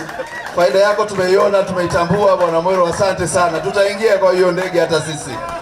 Wakati wa retirees. Toa kiu ikutoke. Bwana mkubwa mgeni wa heshima baadaye atakaa kidogo after his speech, and then we will also call Mr. Majid. I am sure there is a reason as to why Mr. Majid has never spoken anywhere. He will not give his speech. He will find a way to give his small speech as he welcomes and as he does his thing. So nitamkaribisha Mr. Jaji, but before Mr. Jaji you stand up, I want to also say what will unfold afterwards. What will unfold is Mr. Jaji, as Mr. Jaji accomplishes his mission, then he will set the ball rolling. Then he will call Mr. Majid, because there is an award of presence. And I want to mention something, because there's going to be a lot of dancing here, and the lady who was picked to dance, Mr. Jaji will dance with the lady, and as it appears. But then the woman is not there to be seen. I don't know whether he will be allowed to pick, or it is us who will pick for him. Because he was supposed to dance with Madam Cecilia. And I don't know whether Mr. Jaji knows, there is a way we normally engage Madam Cecilia. You know, if you want to welcome her and you want her to attend, you have to talk to her husband. I don't know whether you knew that. We have been always successful as we go out with her because we talk to the husband first. But that aside, there is also a ceremony of cake cutting, which I want the ushers to prepare very well, because from the last speech, the level will change. So the program will go a little bit faster. So I'm sure the cake cutters, please prepare yourself. For today, let me reveal. We were to have Mr. Abel Gogo, the regional manager, Moi International Airport, but unfortunately, he got caught up somewhere. We had Mr. Murkomen as our chief guest in our meeting that we concluded. So today, he's our chief guest again in this meeting. So our chief guest, Mr. Murkomen, thank you for coming. All POE heads, colleagues, interns, our supportive staff, good afternoon. I won't say so much because we are behind program, and I know in today's celebration we are not supposed to talk too much, but I know the zeal in everyone that there are things you have to mention. I know when you come here you have to mention some things, and I know time has to be spent, and time has already been spent. So mine will just be a few words, and then I welcome the guest. We will also be brief. We present awards, and thereafter we take our meals and dance. Isn't it? Yeah, tulisema tutoka saa moja na tutoke saa moja hapa. Mansur, utadance hapa. So I'm happy for this group, Mr. Murkomen. This is our third or fourth meeting to celebrate our achievement and to celebrate the work we have done for the whole year. And I can't say it's unique, it's not done anywhere else, but we do it in our style, in our own style in Coast Region. It's you to gauge, but don't rank us. Just take it the way you, take it the way we give you. So this is what we do at Coast Region through the support of our partners where we work. That means we have a good relationship with our partners and our able in charges. Tunasema leteni kitu kidogo na wale partners wetu tufanye kapati hapa. Sije ikaonekana Coast Region wako na pesa mingi, wanafanya nini, wanatoa pesa wapi? There's no magic. It's this able team and our partners. We have agents, we have airlines, we have shipping lines. So we normally consolidate whatever we request and then we make things happen. So Mr. Murkomen, this is one of the events that we normally have, and we would wish we have them annually so that we make the team happy. And then in Coast Region, if I may be brief, we start with our supportive staff. We have 17 of them, and we would wish to add where funds are available, because there are things that cannot move. Because it's long since the government employed support staff, drivers. Even the drivers, all the drivers we have here are casuals. We have no permanent. It's Mwero. And Mwero, after retiring, you had him here. After retiring, I think Mwero ulikaa miaka mingapi baada ya kuretire? Miaka 12 on contract. Mpaka tukasema macho yake sasa vile ameanza kuvaa maglasi, mzee nenda upumzike kidogo, kwa sababu hata PS alikuwa ameandika barua amesema wale wote wameretire wacha wakapumzike, but he was ready to continue. So our supportive staff, we have 7, I don't know how many have turned up, but Mr. Murkomen, I would wish all the supportive staff wasimame, wanatufanyia kazi ya maajabu. There's no difference between these people and the staff. Wachana nayo bwana. Asante sana. Thank you. So we have drivers. Tuna calculate percentage tunaongezea hapo. So they are doing a good job, and we would wish hata wasemekani wameongezewa 20%. Kwa hivyo mkiona watu wanakuwa promoted, maofisa wanacheka, ninyi tieni ufunguo kabisa, rais amke aseme nataka 20%, sisi tutafanya mara moja. We are ready to increase your salary as long as the president gives us direction. So we are happy for this group. Then we have, so the drivers are there, we have our interns, they are amazing. Marian has said it all. Those ones at Moi Airport, at Kilindini, we heavily relied on them during these plans, development of plans and SOPs, and they did a wonderful job. And I think at Moi Airport, if I'm not mistaken, Moi Airport took the lead with 87%. Na tulifuata na 73% na Kilindini, wengine wakaja 60 something. So a combination, a blend between the officers, our nursing department, public health. We have no lab, by the way, it's zero everywhere. Take it, take note. We have zero. So all cadres we are mentioning here, we have no lab officers, but at least we covered them up, and then we managed to reach where we are. So this is the group that we have. We have a group of interns. Musimame wale nyote mmetoka Moi Airport, mmetoka Kilindini, mmetoka Taveta na Lungalunga. Let us appreciate them as they stand kabisa. Mkiona hivyo where you are seated, tulikuwa tumepewa sijui ni wangapi, tukarudisha au kwa drawing board tena, tunataka Kilindini tupate 20. Wakasema haiwezekani, wanabambanya, wanasukuma, ndio maana I said mtarotate, wengine watoke 100, wengine watoke wapi, muje Kilindini mswap namna hiyo, so that we put one officer, and then we have officers wako pale ofisini watutayarishe samples, others they go to the vessels ship there, so you can see. So even these guys, if you withdraw them, Mr. Murkomen, by February, I don't know how we are going to work. Paul, Sharon, si mnaona vile kunakaa mkienda, mdosi yule pale amesikia, na imesemekana hawa tunataka waandikwe this group ili tuwapate, so that we retain them. Kindly sit. So we have this group that is hard working. Me, I'm just introducing the groups, and then I sit because most of the issues have been addressed. So we have the public health officers wako hapa, wengine walijiintroduce jana, you saw them, I know you know them, most of them, but please take the floor, stand up, muonekane, just wave to the head of division. He's doing a lot for you. Musisikie uvivu wa kuchoka, huyu halali. Thank you so much. Others are back in our stations working. So this is the team. Na ninyi mkiwa mnafanya kazi, mjue Mr. Murkomen is busy and it's not easy working with the PS. Our PS is flexible. You have seen that. She's coming down to our stations, and Mr. Murkomen ever and ever, he does not sit in his office. When he's anapigiwa simu anaambiwa come to my office. You can imagine going to a PS. Ni kama waziri mnamuona hapa, nini you are seeing these ministers. Mnaona kwamba hawa people wako courageous. Lakini akipigiwa simu akiambiwa come to State House, anaenda akitetemeka hivi. Atajifanya mwanaume akitoka hapo. Lakini akienda State House yeye anaenda akiwa roho inamdunda. That is what is happening. Murkomen anaitwa na PS anaambiwa come here. Kisha akirudi ofisini anaambiwa just come. We are together here in Coast, anapigiwa simu anaambiwa tomorrow I want to see you at Kakamega. See ina happen namna hiyo.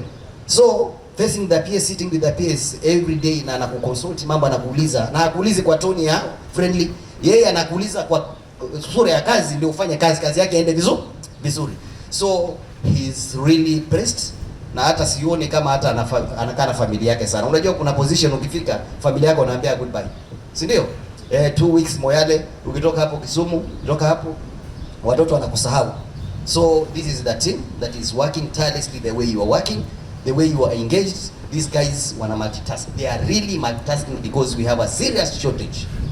So we are happy for them. The group of in charges sitawasimamisha, wako hapo nyuma. Unao. These ones you are with them and you are ever talking to them because mostly we are breaking the protocol. If there is an issue, they call direct to the station. And I think you said it. Mostly if a station has a problem, then they should consult or they should contact you direct, and that is what they are doing. And I'm happy because anything that is happening within the stations, I think munakuja, munanambia, they always copy me, and Murkomen always briefs me in case he talks direct to a station, then he briefs me that I've talked to Taveta, I've talked, and this is what we had to say. So I'm in copy, so that anytime I'm asked about that issue, I have a brief to give. So thank you so much. For Mr. Pole and Mr. Mweni, it's a long journey, but you heard what Mr. Pole said. The story is long, and when he goes deeper, of course, I was almost shedding tears when he was talking because I can feel it. I saw it from the beginning to the end and the way he suffered. So if he goes step by step, my friend, you will realize that where you're working is a very sensitive area, and not that whatever you're doing is bad, but something can be planted to you while it's somebody else who did wrong or who did something, and then you find yourself entering into problems. But he has said, because you really prayed, na yeye pia alikuwa anaomba na watu wote walimwombea, that's why you find him live here today and strong, kwa sababu hakuisha. Hata afadhali mimi mnasema jaji anapoteza kgs, na ni kweli, because mostly hata lunch sili, na hata usiku ninapigiwa masimu zaidi hata zile stations zenu vile mnafanya. So me I'm spending most of the time kwa kazi, na niliambiwa hiyo kitu acha, hiyo kitu itakumaliza bwana, lakini ni kwa sababu kazi iko ndani ya system na lazima tuifanye.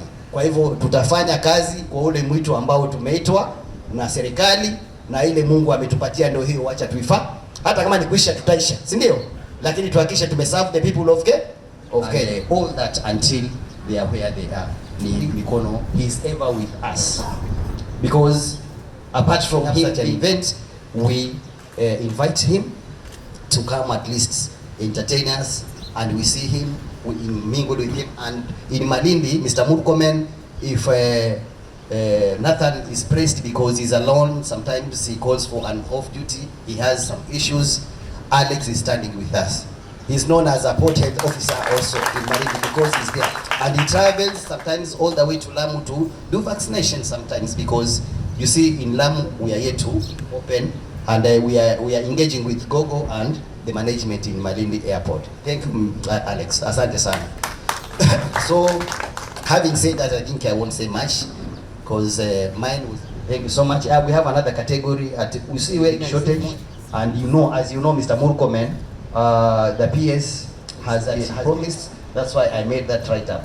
So, tupige makofi. Stand up.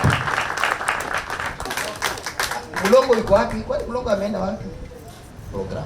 So let us prepare a very big clap as we welcome our chief guest. Karibu Mr. Murkomen.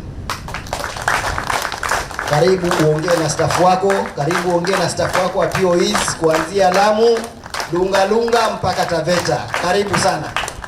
Mr. Murkomen naye ana lose kila siku kama mimi. Because of thank you so much. Thank you very much, Mr. Majid. Judge and Majid. Nimesoea Majid kila wakati. Thank you so much, Judge, Regional PHO Coast Region. Majid, officer from my office, in charges and points of entry, our staff from Coast Region. Good afternoon. Good afternoon again. I'm honored to be with you this afternoon. I'm very delighted to be here again in Coast Region. And I don't want to say so much. I'm aware that there is a lot ahead of us. Many things have been said about you, what you are doing. And I want to say that from the national level, State Department for Public Health and Professional Standards, Division of Port Health Services, our able leader, our PS, Mary Mudhoni, she's doing a lot of work for us as a division. As you are aware, we have a State Department and we are the majority. And the face of the State Department is Port Health Services. So I want to congratulate all of you for what you are doing. Congratulations. Something else that I just want to say, because many speakers have talked here. For me, I know I was here in Coast Region for 7 months, and I've traveled to almost every points of entry in 2019 before moving to JKIA. And I really love to be here, but because of the call of duty, I had to move on. I want to say again that as a family of Port Health, we are all inclusive. Port Health means we must recognize the public health officers, the nurses, the clinicians, the lab techs, the pharmacists, the doctors, because we have all of them in Port Health. I want to say that because of that, the ministry is happy that in this region you are able to detect the first case of mpox. Congratulations to you. And its entire republic and from the high offices as well. During a cabinet meeting, I think the top leadership recognized that you are putting measures in place to protect our country. And congratulations for that. Let's continue with the leadership of Coast Region to ensure that we safeguard our borders and ensure that we do more. I want to appreciate all the heads from Taveta to Lungalunga to Shimoni to Vanga, coming to Kilindini, all the port, passing through this Kilifi all the way to Malindi, to Lamu, and the other points of entry. Thank you so much, because you are raising the flag of our republic higher. And I want to applaud you, because that is why the ministry, through the leadership of our PS, she's working very hard, talking to the Public Service Commission to ensure that at least for you who have stagnated for a long time, you've been promoted.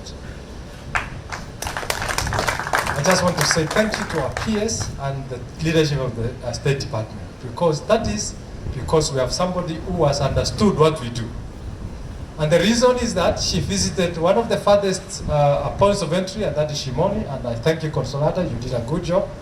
And she was amazed to see such a person, one officer, in such a place. Kilindini the same, she visited twice. Zilot, I know you know what happened. I was in Lungalunga at that time, the other side of Tanzania, doing strategic risk assessment, and I got all the report. She's been visiting Mia, Moi Airport, and every time There is something that he was asking Judge, where are the hand wash facilities? So she's passionate about public health. And let's support that, because that is the only way we can reduce pathogens and all these other diseases when we have hand wash facilities in all our points of entry. So as a deliverables, colleagues, we'll ensure that in your points of entry, I'm happy because I saw this in Lungalunga, I saw this in Taveta, I've seen this in Mia again. They're doing a good job. Let's ensure that we have hand wash facilities. With a pandemic or without a pandemic, without an outbreak, let's have these facilities in place, because this is the only way we can reduce a disease transmission in our borders. For staff working there, for those who are passing through our points of entry, let's ensure that we have these facilities, because we must raise the flag of public health higher. I just want to congratulate again all of you for what you've done. Mia, I'm aware that you got 87%, that is what I'm told. Kilindini, it's 73%. The other points of entry, let us put in place all the core capacities that are required, so that we can also pull our socks and ensure that we deliver the services of safeguarding this country. Mine is also to say that the whole week, the team has been working on some strategic document here in Kilifi. Your heads who are there, they've come out with good SOPs. And I want to see more SOPs coming up, because we have an able team, the interns. Thank you so much for the good job. The knowledge you have from class, please ensure that you inform the teams that have been in operation for a long time, the new changes, the technological AI system, you have these digital platforms. Let's embrace technology and ensure that the portal is transformed and we serve our people using the new systems that are there. So I'm praying that you may be observed, taken, because already the officers who are here have been promoted. We are praying that the government will get resources and we will be employing you. That is what is coming very soon. UHC staff, thank you for being patient and delivering your services and serving this country. You can see for those who have been patient enough and they have been talking good things about government, what they are doing, that the government listens. We have listened to you, and we have taken on board all the UHC nurses, and we're still going to get more. So congratulations, let's serve the country and inform your colleagues that we are not forgetting you. We serve knowing that there is a father and a mother who listens, and that is the head of state, and the whole government is listening to all that we are telling them about you and what you are doing in this region and in the entire republic. So mine is just to congratulate Jaji and your team for having organized such a forum 3 times. This is the way to go. We must encourage each other, because this is the only way we can motivate our staff. Something else I want to mention in this forum today is that I want to say Pole and our brother, Mwagemi, karibuni sana. I am aware they've gone through tough times. And it's only the toughest that will go and withstand tough times. And Pole, he has been resilient, and he has been trusting God. And for all these 6 years, you can see he's still strong the way he is. So colleagues, in our service, we are at a war. We are fighting diseases. We are fighting pathogens. And we are fighting diseases and facilitating trade at the same time. So when you are doing that, there are challenges that will come on your way. So our interns who are coming on board, the new officers who are coming on board, don't fear. Let's fight on, because we are fighting on behalf of Kenyans. Pole was serving this country, and he was doing it with all his heart, serving Kenyans. But you can see he was exonerated because he was serving Kenyans diligently. And when I came on board, and I was really pushing those documents in the HR meetings and the top leadership, until he has now come back to service. So I want just to encourage you, Pole, that is the way to go. Follow what Pole was doing, because if it was somebody else, even his health could not have been the way he is. You know very well that we have issues when you have stress and depression and all these issues about yourself. When you allow them to attack you, you will not even last for 1 year. But him, he has been resilient enough, knowing that his health is important, and he didn't really concentrate on all that, whatever people were saying, all the accusations, but he stood firm. and he was trusting in God, and that is how he is now. So even in your workplace, don't allow those stressors to stress you. You are needed by your family. So support each other the way Judge has said and the other members. Mupendane, vile one of the officers have said, and be your brother's keeper. Mzee Mweru tumeserve na yeye, mzee wa kazi kabisa. He also drove me for the time I was here. And let's be like him, ever happy and ready to work. Ukimtuma Mweru anasema ndio saa, na ataenda na atarudi vile umemweleza. That is the way to stay with people and all the others, so that we can live longer. Let's trust in God and not allow all these stressors to stress you. Kazi hii tuna serve humanity, and they will bless you when you serve them and go home happy, because your family will be blessed as well when you serve our country diligently. So we are listening to you. We are listening to our officers who are not employed. We are listening to our support staff. Thank you for the work you are doing. I've heard all that our judge and the team have said. I've already written here the shortages of nurses, shortages of COs, shortages of lab officers. I want you to know that while I'm up there at the national level, I'll continue discussing with the top leadership of the State Department, led by our PS, and the entire government. The Public Service Commission is also listening, and that is why we promoted you.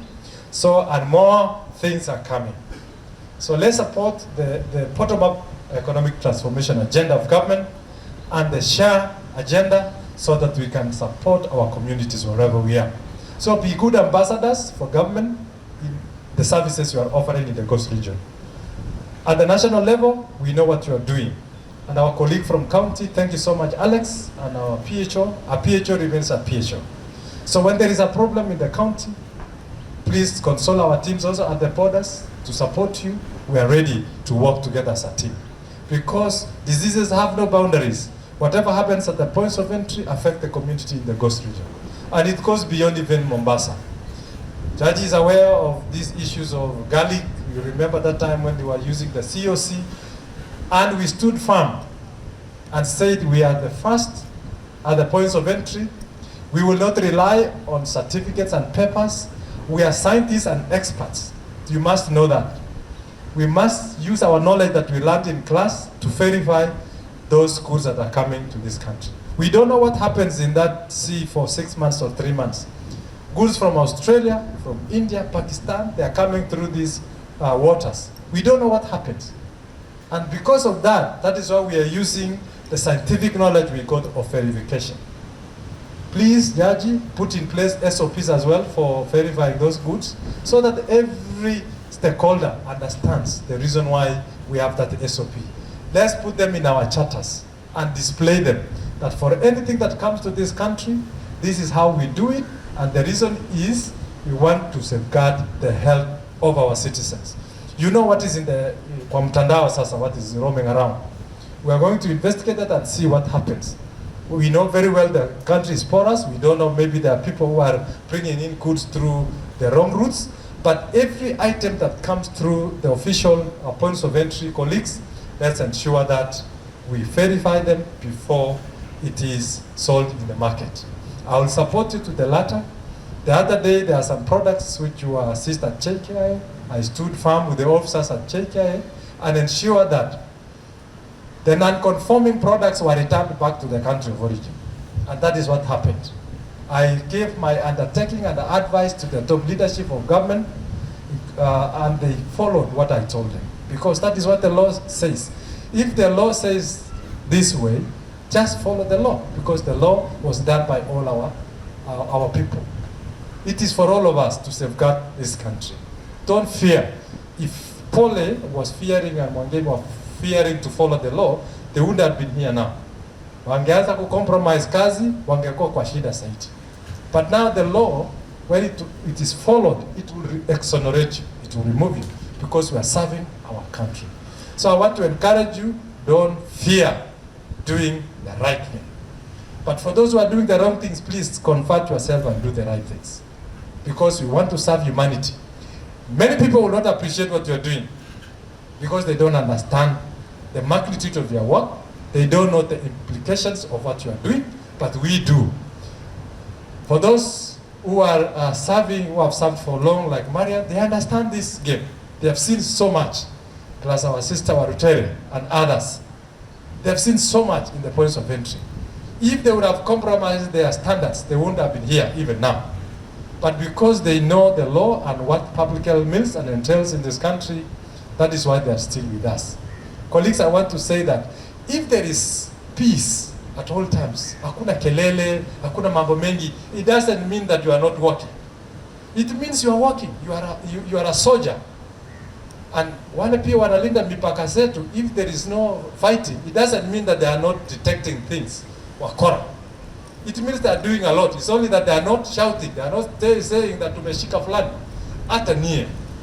You are doing a lot of work for this country. From support staff, the drivers, our interns, and the officers who are here. You are doing so much for our government.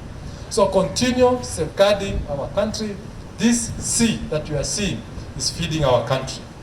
And if there is any product that is not conforming to the standards, we will not allow. And when I'm standing up there, I will defend you when you do the right thing. Because that is what we want to do for our citizens. And we will be contributing to universal health coverage. We are part of that UHC program because you are safeguarding the health of the citizens of Kenya. If you detect something is not conforming and return it to where it came from or condemn it, you are contributing to universal health of our people. By extension, that is what you are doing, because the food that they are consuming in this county, in Malindi, Kule Bara, it is because you have done your job as a public health officer. So allow me to encourage you and say that don't fear doing your work. Do the work within the law, and you will be supported by the systems that have been put in place by government. So I want to thank you. I don't want to say so much because already the colleagues who are there have said so much. Let me just say that I will follow what the law says, and I will ensure that I advocate for your rights in terms of bringing forth more staff to work in this region, starting from Lamu, Musuo, who is only one officer there. We will add more staff so that at least you can have somebody who can support you. Malindi the same, and the other points of entry. We want to operationalize all the points of entry in this country. So I want to encourage you that when you are redeployed or posted, transferred, don't look at it as a punishment. We took an oath and said we will serve our citizens wherever we go. I'll give you an example of myself. I've worked almost in the almost in every part of these, the provinces in this country. I've been in the entire Rift Valley province. I've worked in Central. I've worked in Nairobi. I've worked in Coast Region. And now I'm back in Nairobi. So, and I'm still the way I am, you know? I'm still strong. So allow yourself to be flexible whenever there is a redeployment, knowing that we are serving the same humanity, same Kenyan. They're all the same. From where I come from, all the way to the Coast Region, is the same humanity. We are serving humanity, and by extension, again, God will bless you because you are serving a creation of God. Baraka utafuatwa wewe na watoto wako na familia yako. The way Paul gave you his story, there is a lot from him. But God has been rewarding him in another way, even through those tough times. Mungu akamwonekania na msaidie na watoto wake. Nawe pia do the right things na uende nyumbani vizuri. And for those who have retired like the senior Mweru, Mungu pia anafungua milango kwake, anakuwa kijana. He gets rejuvenated. And that is why we retire, so that we become younger. Yeah, the energy you have spent 60 years in government, you become stronger because unapumzika ukila pension yako. So may the Lord bless you. Let's continue to serve this country. I'll be going back today, and then again next week, pushing the agenda of those people who didn't get promotion. We'll be pushing where necessary, and for you, also do your part. Kama unatakana kwenda darasa, the way Consolata says, go to class. There is no wastage in going of resources when you equip yourself with knowledge. It is profitable to you. So colleagues, allow me to stop there and say that thank you, Judge and your team. This is recommendable. Continue doing this in the future. Allow me in advance so that I can bring that team that is staying in Afia House. I want to bring more of them, the top leadership. If If you want me to come with the DG, Director General, I will bring her. Our director, or our PS, or even the topmost, the Cabinet Secretary, why not? I can knock every door and ensure that they come and see what you are doing. The reason why we want to see our leaders coming to see you, so that they can listen to you when you are saying. If I tell them, you know, I'm there every day. Lakini when they come to the ground, the way they were visiting Kilindini, Amia, and Shimoni, Lungalunga, she will come to Taveta very soon. She has gone to Namanga, she has gone also to Ilasit. We are planning to, she has gone to Moi, she has gone to Lohaha, she has gone to Swam. I'm still preparing also another trip so that she can visit Isabania, all the regions, the northern part of Kenya. The Deputy Director Administration has visited our points of entry in north, that is Lokichokyo and Nadabal temporary. You can see, I want the top leadership to come and see what you are doing. The next plan is to bring the HR director, because they understand staffing issues, and to bring the director administration and to kutanisha wote wala wana make decisions, waone how you are suffering on the ground. That is my prayer, so that they can see what we do. I will not be going support supervision alone. I want to bring them, so that you can tell them I'm alone here. When a child director sees that you don't go for leave, hata mtu akurelieve ukienda kujisaidia hamna, they will do something. Another thing that I want to pray for me so that I can reach there, maybe to bring even somebody from Treasury for support supervision, and a team from Parliament, and a team from Senate. They visit your points of entry. And this one, I will do one while I'm there, so that you can give your issues, because that is where decision is made, and that's where resources are being allocated. They can appreciate what you're doing at the borders. So colleagues, we are doing so much, and we'll do so that you can ensure that we deliver. So another announcement I just want to make is that very soon we want to be in full uniform. In the next AGM, or in the next meeting that like this one, God willing 2025, I want all public health officers and nurses and clinicians want to be in uniform. And that's what is the prayer of our peers. So we are working on a design that when we have our meetings like this, tunafaa kiporafia or as port officers, so that when we walk out there, the army of portal, it is seen hawa ni madaktari wa kuchunga mipaka zetu. So in the next round, we will be in full, you know. Imagine all of you being like me. Sitakuwa sawa maridadi sana. Hata mkidance sawa. Sitakuwa sawa. So this one is a casual. This is just for, you know, for Coast region. But there will be that design that all of us at the borders, we need to be the same. So that whoever travels through the border point of entry, anajua hawa ni madaktari wetu katika mpakani. Mkija afya house, I want to see a team that is fully, you know, uniform. Na wanajua hawa ni wanatulinda mpakani. Hawaruhusu magonjwa yapite. So thank you so much, and may God bless you. I just want to hand over the mic to the able MC, and congratulations to our MC. Ukiendelea hivi tutakuchukua mpaka Nairobi. Asante sana. Mpigieni bwana Zilo makofi tafadhali. Nimekusumbua kwa muda. Are you ready? Okay, so the first music will be yours, but please stay put. I call you. You have to dance with someone? No problem. We are nearing the end, and we want to call upon Mr. Majid.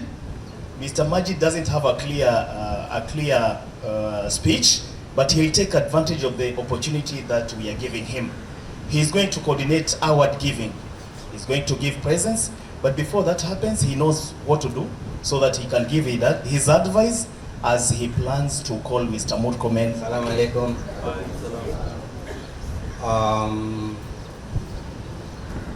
The head of department, who is also the chief guest, the coastal region leadership, headed by able Mr. Jaji,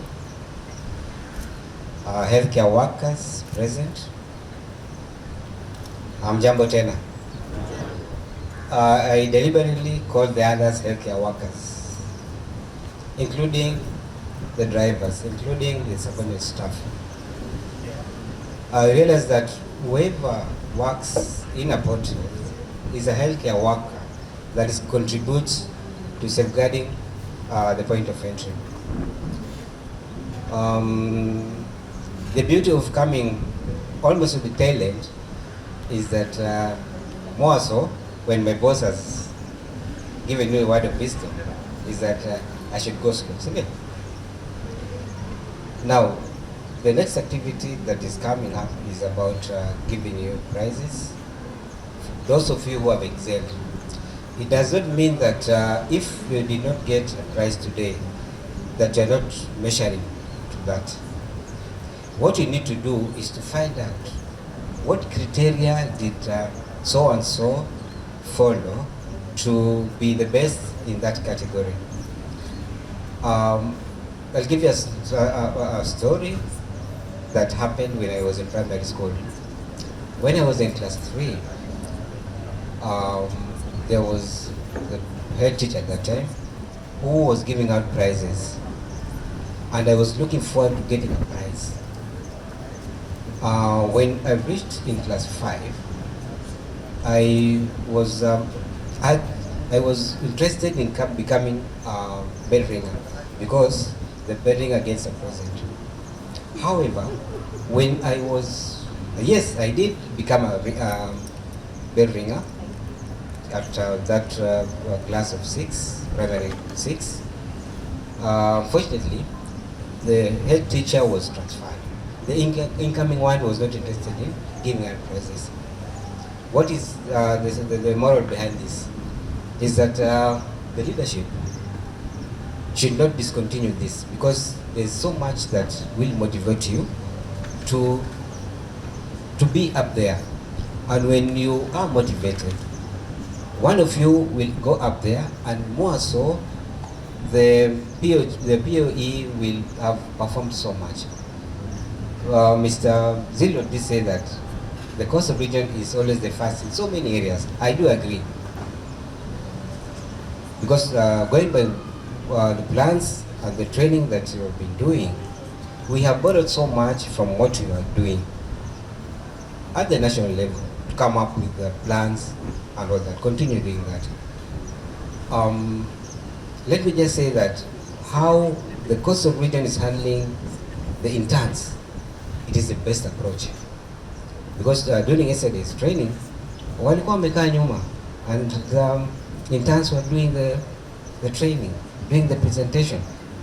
Kudos.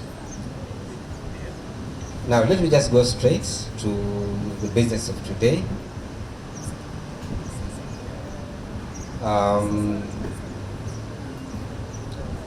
I will be calling the best performer in different categories. And remember, for those who performed well, there's a criteria, and the criteria is being smart in performance contracting. Because when yesterday there was a training on performance contracting where you are taken through. Ensure that you come up with smart targets that are achievable, and you will be maybe one of the best up there. We have categories. I will go straight to them because apart from this, najua mna hamu ya kudance. Hamu ya. Yesterday you were told to be the artists that you are able to perform whatever dance or whatever styles that we know. Tafadhali njooni jinyosha tuwe sote hapa. Kimo. Vile niko short. Mine are always short. The head of department, may I kindly request you to come and give the presents or the gifts. The category of those who have retired, we want to appreciate their input. And kuna pahali nilikuwa tukiambiwa, for those who have retired, they're not tired, they have a wealth of knowledge. So don't hesitate to contact them, because the knowledge they've collected for so long needs to be disseminated. Now, the first in line is Mweru.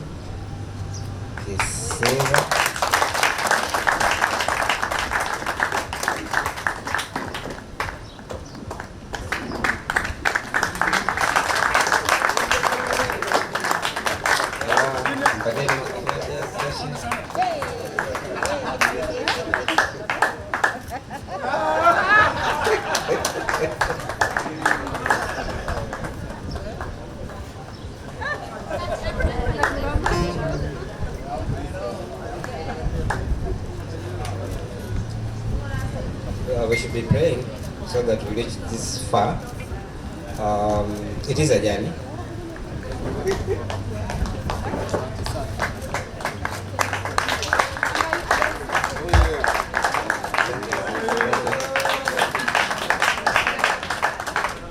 The third in line is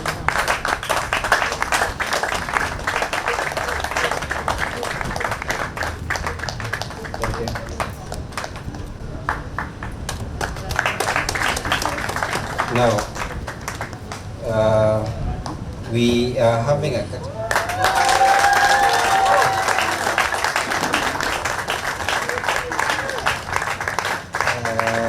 I've said that you need to mwangalieni kando so that you get to know why and how she reached that level.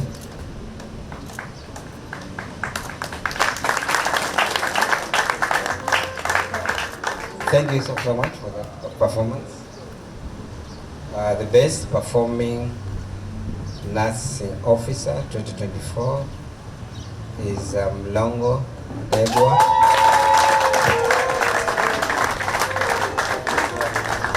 She's not around. Levi W. Barasa.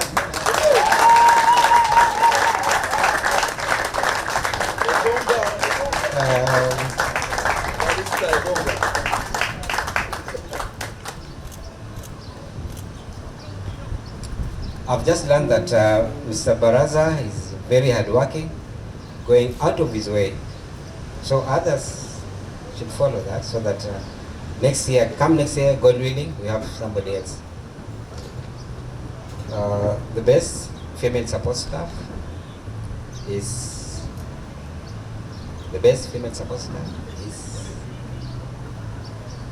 Miss Teresia. One day.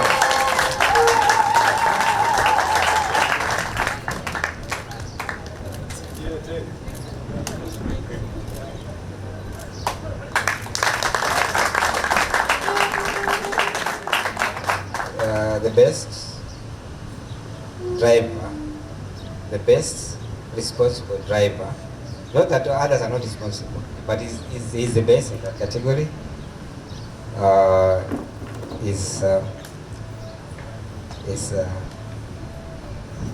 Nixon.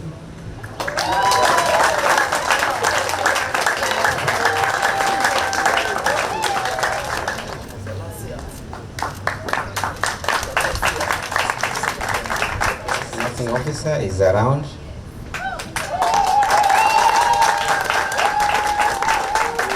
Long.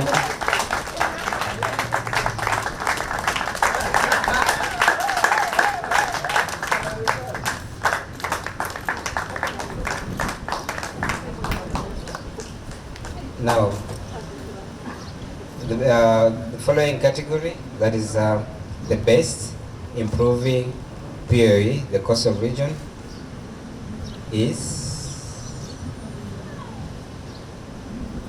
Lunga.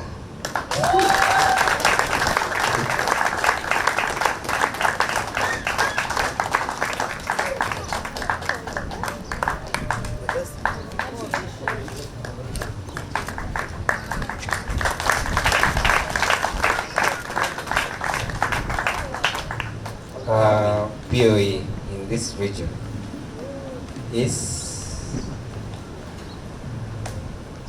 Shimoni.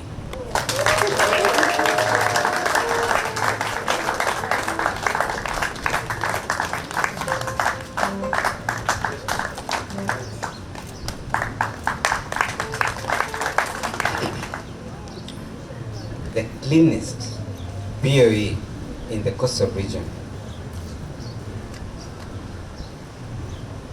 is Malindi.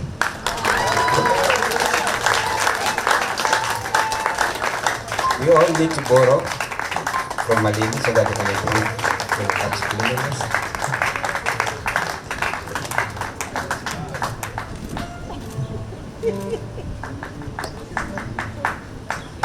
Airport, medium category in East and Central Africa. under this category, it's about revenue collection, and the best revenue collecting POE in this region is Old Seaport Homes.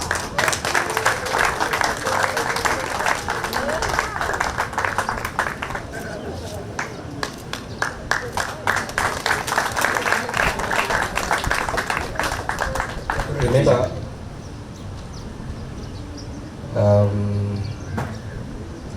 under this category, the best POE that is carrying out surveillance that measures up in this region is Taita Taveta one-stop border post.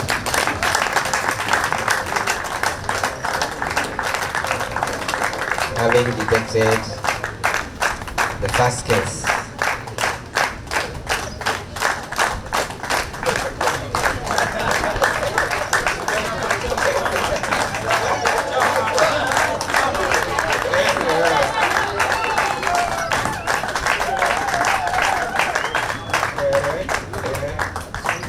teamwork, teamwork at play. Hey, shikilia. Songo shikilia. Peleka mkono. Yeah.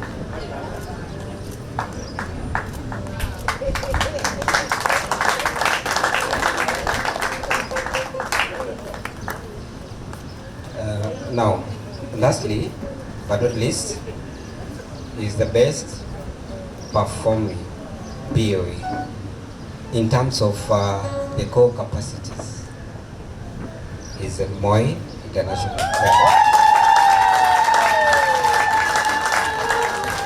This is because they have won the internal GAA assessment in the country.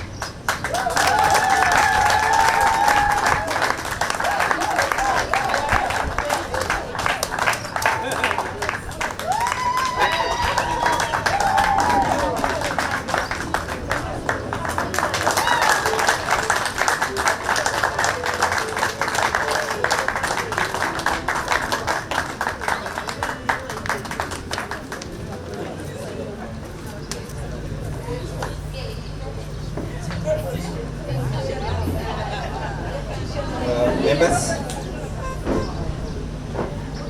the best overall revenue collecting POE in the coast is Kilindini Seaport.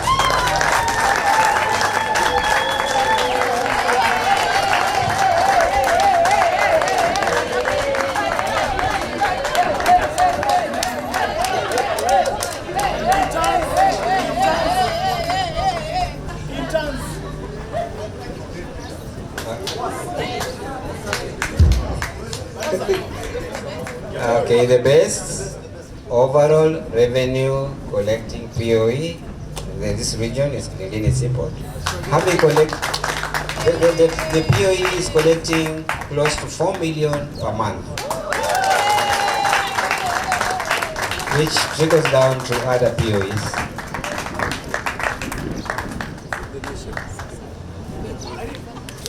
Thank you so much.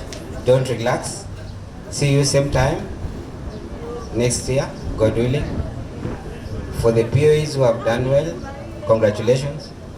For those who are below there, kindly measure and do your best to come up. Vile nimesema, mambo ni machache. I will hand over to Zilot. Aendelee na mipango. Thank you so much, Mr. Mr. Majid. Thank you so much, the boss of our region, and thank you so much for being patient. And we, some of us who did not get anything, we believe next time we will get something.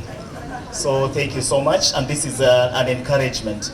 Without much ado, I will want to give to Mr. Jeff so that some of us are hungry. We are just smiling because it's fun. So Mr. Jeff, I want to hand it over to you. The cake ceremony is supposed to start. So Mr. MC, please take it back. Thank you so much, Bwana Zilot. Thank you so much, our head, Bwana Marco Man. Thank you so much, Bwana Jaji.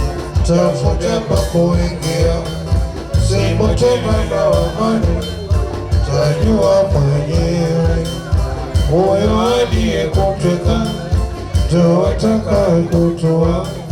Leo hapa kesho kule, tajua mwenyewe.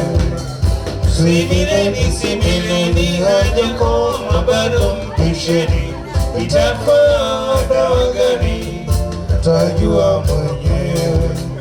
Nitajaribu maoni nijue sababu na kini, nakuwa hivi zamani ni bara gani, bara gumu ikilia, tafuta pa kuingia, simo tena na amani, tajua mwenyewe. Moyo aliyekuteka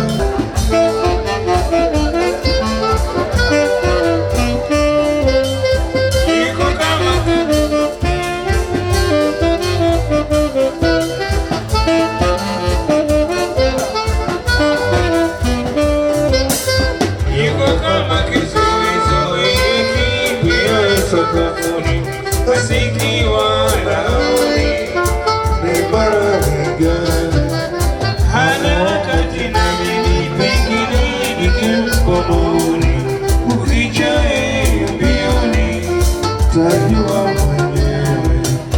Bara gumu ikilia, tafuta pa kuingia, simo tena na amani, tajua mwenyewe.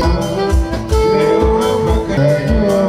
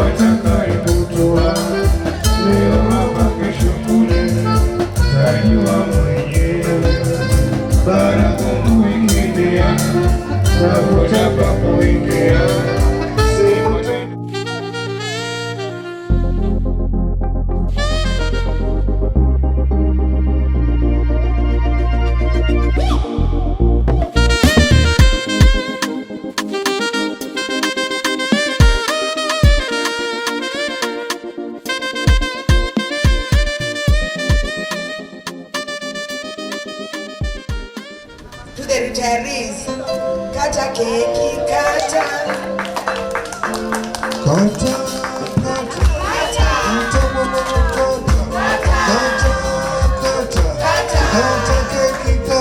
kata keki, kata keki tule, pimbe pamoja, kata keki, kata keki, kata keki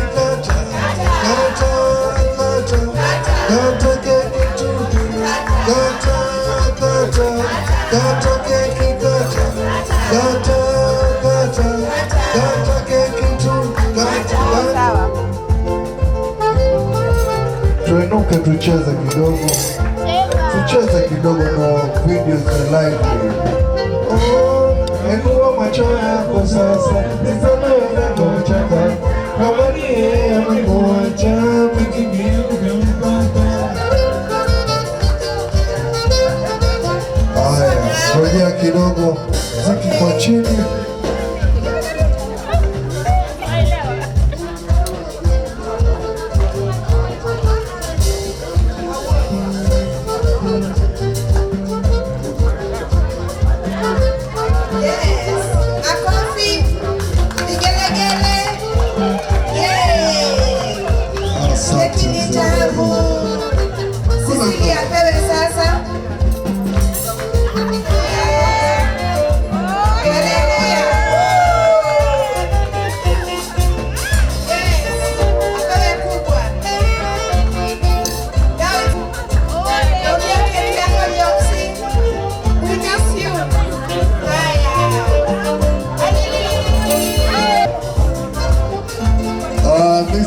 Murkomen oye! Thank you.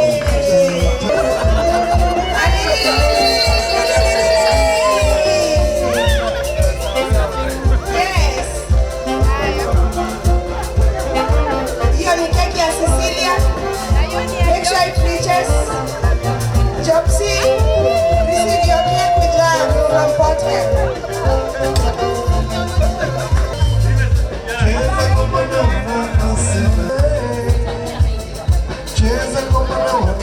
Kata to long life Port Health, to unity in Port Health, to good surveillance in Port Health. Yes.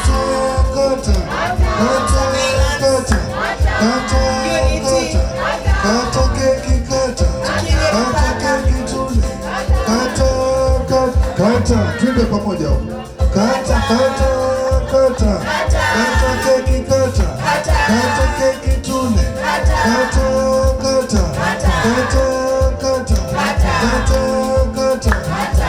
wapi nduru? Vigelegele basi. Tulinde mipaka yetu, kata keki for good surveillance. Yes. Tuendelee kulinda mipaka yetu from the diseases. Tusikubali iingie. Tusiruhusu magonjwa ya makofi jamani, makofi yanapulishwa keki viongozi wetu wakubwa wetu kazini. Yes, hello. Yes, Zilot. Wapi nduru wa Zilot wewe? Madam. Mariam, keki ya airport. We thank God for this. Yes. Twende pamoja.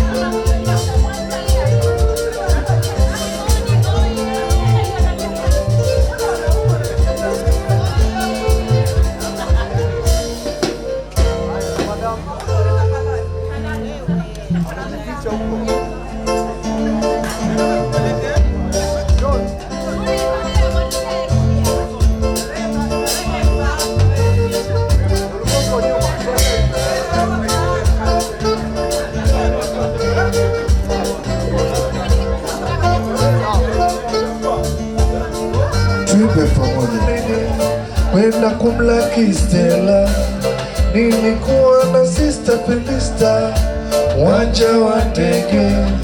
Nilikuwa na brother Nathan, uwanja wa ndege.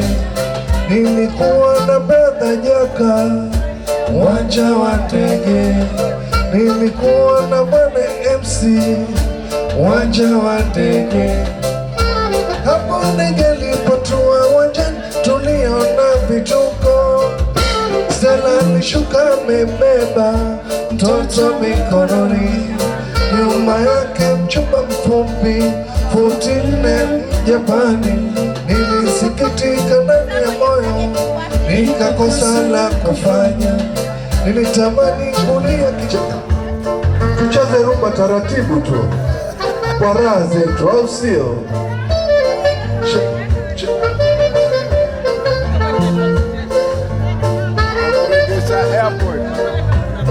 Nilikuwa na mchumba wangu, tulipendana kama nyama choma.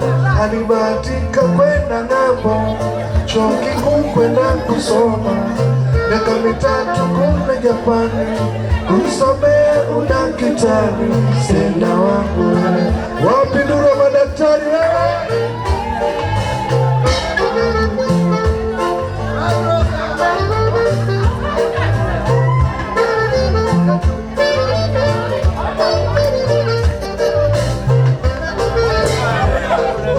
Taratibu tu.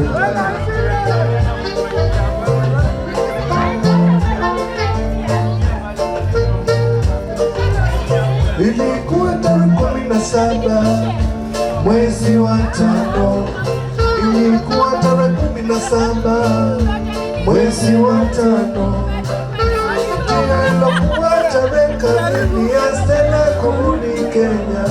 Nilikwenda uwanja wa ndege kwenda kumla Lucky Stella, nilikuwa na Sister Constance, uwanja wa ndege. Nilikuwa na Bwana Jaji, uwanja wa ndege. Nilikuwa na Mr. Murkomen, uwanja wa ndege. Nilikuwa na Mr. Majida, uwanja wa ndege.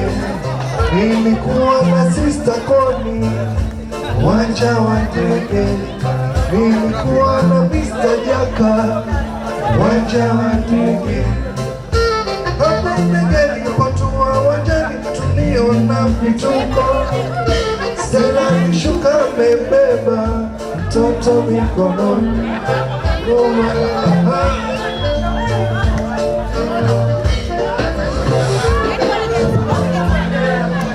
Katika jina la Yesu tunasema ni asante mchana wa leo.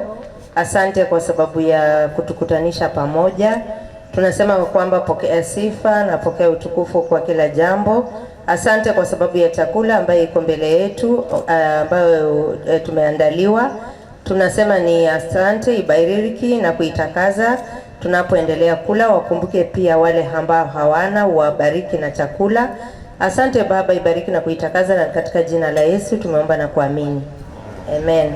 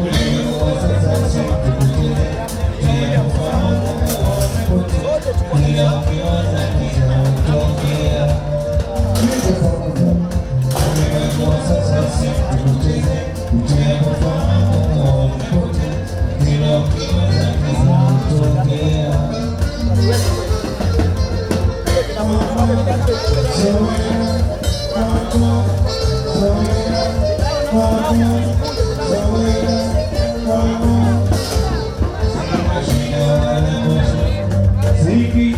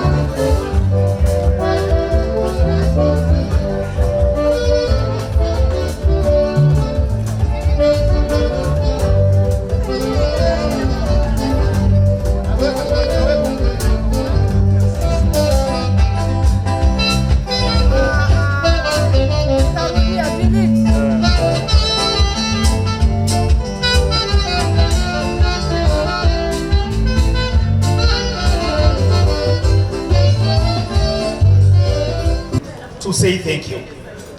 And I'm not just going to say thank you, I'm going to say thank you in style. I want to thank the planners. This is a brainchild of a group of people. The group of people came together, decided, and brought together some people. Then that idea was bought, then it went up, and then majority said yes. It started in Ukunda, if you remember very well. The senior lady, I believe, because she told me not to call her with any other name apart from director.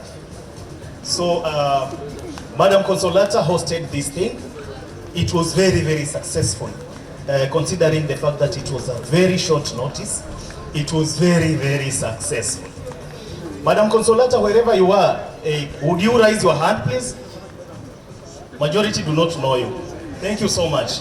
You proceed eating. So, the reason as to why this activity of speaking does not bar you from eating. I want you to enjoy your meal very, very well.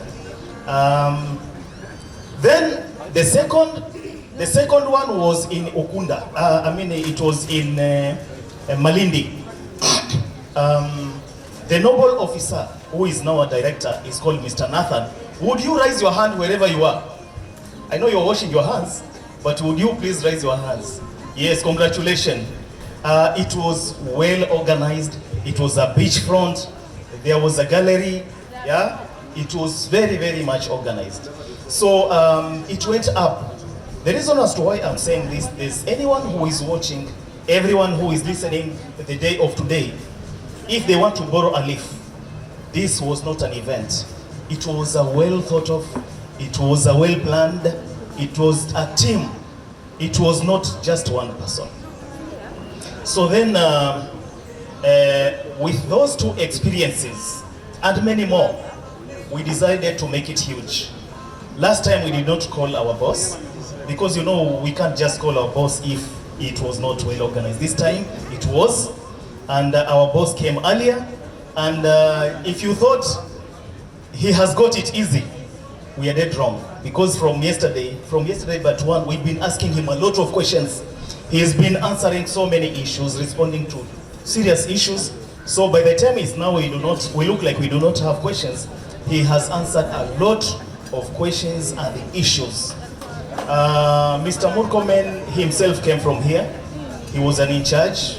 Mr. Judge's post belonged to him at some point. Mr. Majid is our Muslim brother, and I believe Mr. Majid has only one wife. There is a room, yeah. So Mr. Majid, if you want to stay here, you are at home. I want then to say thank you to our support staff, whom we have celebrated, and I cannot return the celebration again, but we are really, really celebrating you. I would like to celebrate our interns, and Mr. Fadil gave me another name. He called them very well. I don't know, he called them in waiting, something like in waiting or something. Incoming. So thank you so much. We cannot ever overemphasize your input, your support, your guideline. Yeah, every one of you to me works the same, which is hard work.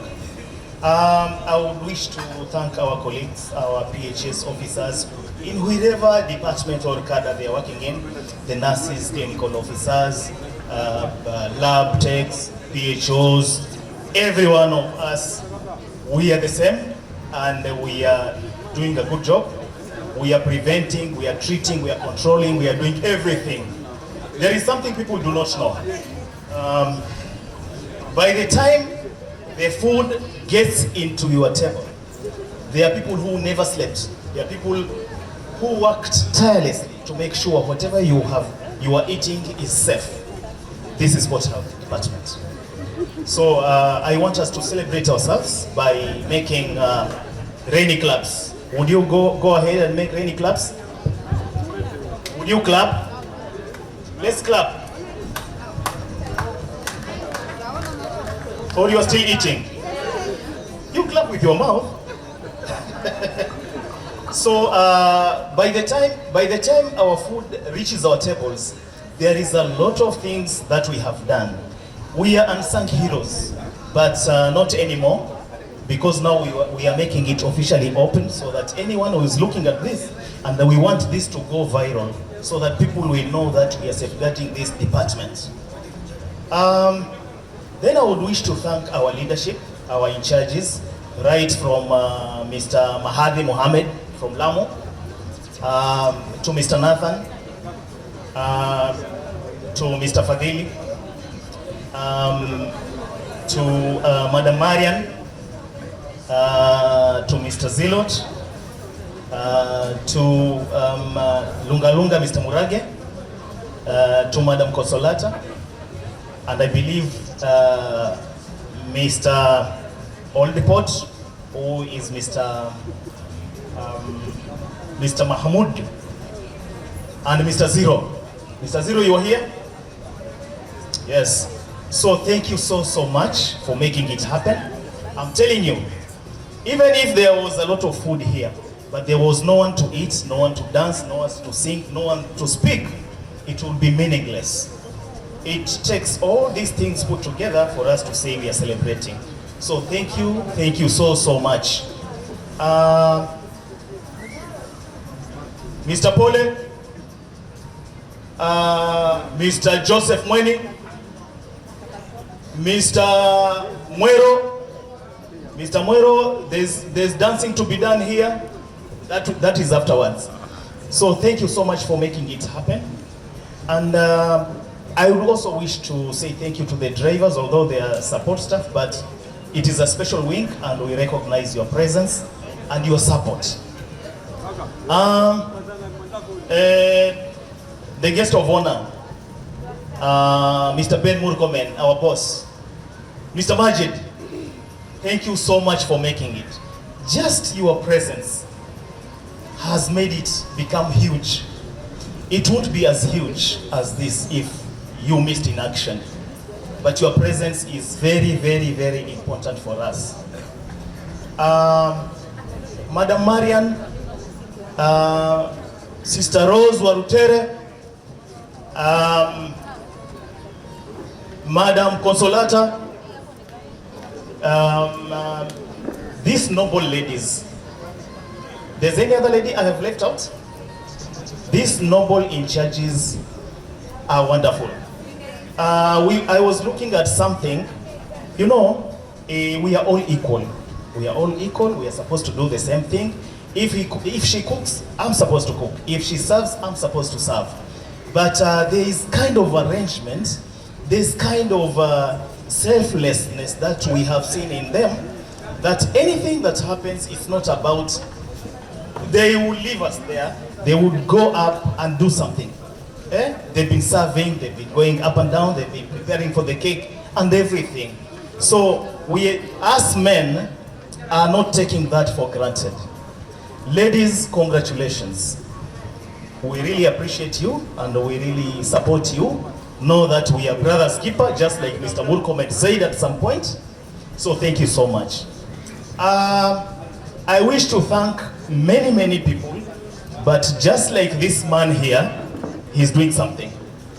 Mr. Jaka, I cannot forget you. You have been so instrumental in this whole activity. There are unsung heroes like Mr. Mwapesa. Where is Mr. Mwapesa? Where is Mr. Mwapesa? I'm telling you, Mr. Mwapesa, literally, Mwapesa has been cooking. Yeah? Mr. Mwapesa has doing a lot of work. Unreported. He doesn't even show that he's doing something. Mr. Mwapesa has been doing, he may be man of the match at some point. So congratulations, Mr. Mwapesa. The MC, the MCs, where is Mr. Donis? Where's Mr. Donis? Mr. Donis, congratulations. Mr. Donis is among the officers, and there are so many reasons as to why the award was given. and it was one out. I mean, it was like over 50. So, but in some areas, Mr. Donis does very, very well. And he's creative, he's innovative, he's a team player, he doesn't leave any vacuum. If people are sleeping, then he always wakes up. And it's not just a matter of today. We have very much talented people in this region, and we are happy about that. Mr. Jeff. Yes, sir. Mr. Jeff, Mr. Murkomen, this gentleman, this man is among very few people. He's an entertainer, he's giving, he's a mentor, he's everything. If you ask our incoming colleagues, they will tell you, he's a very good guy. And he's, at some point you will think maybe he will give too much and then left with nothing. So he's, him coming to Kilindini was a blessing. So we celebrate you, Mr. Jeff, and your job is quality. You always volunteer. You even volunteer to bring some people with your own car. Is it true or not true? True. Very good. So thank you so much. We really appreciate you. We appreciate Madam Lily. Would you stand up, Madam Lily? We really appreciate this lady. This lady is a very special lady. She has mentored, she has volunteered, she is ready to give.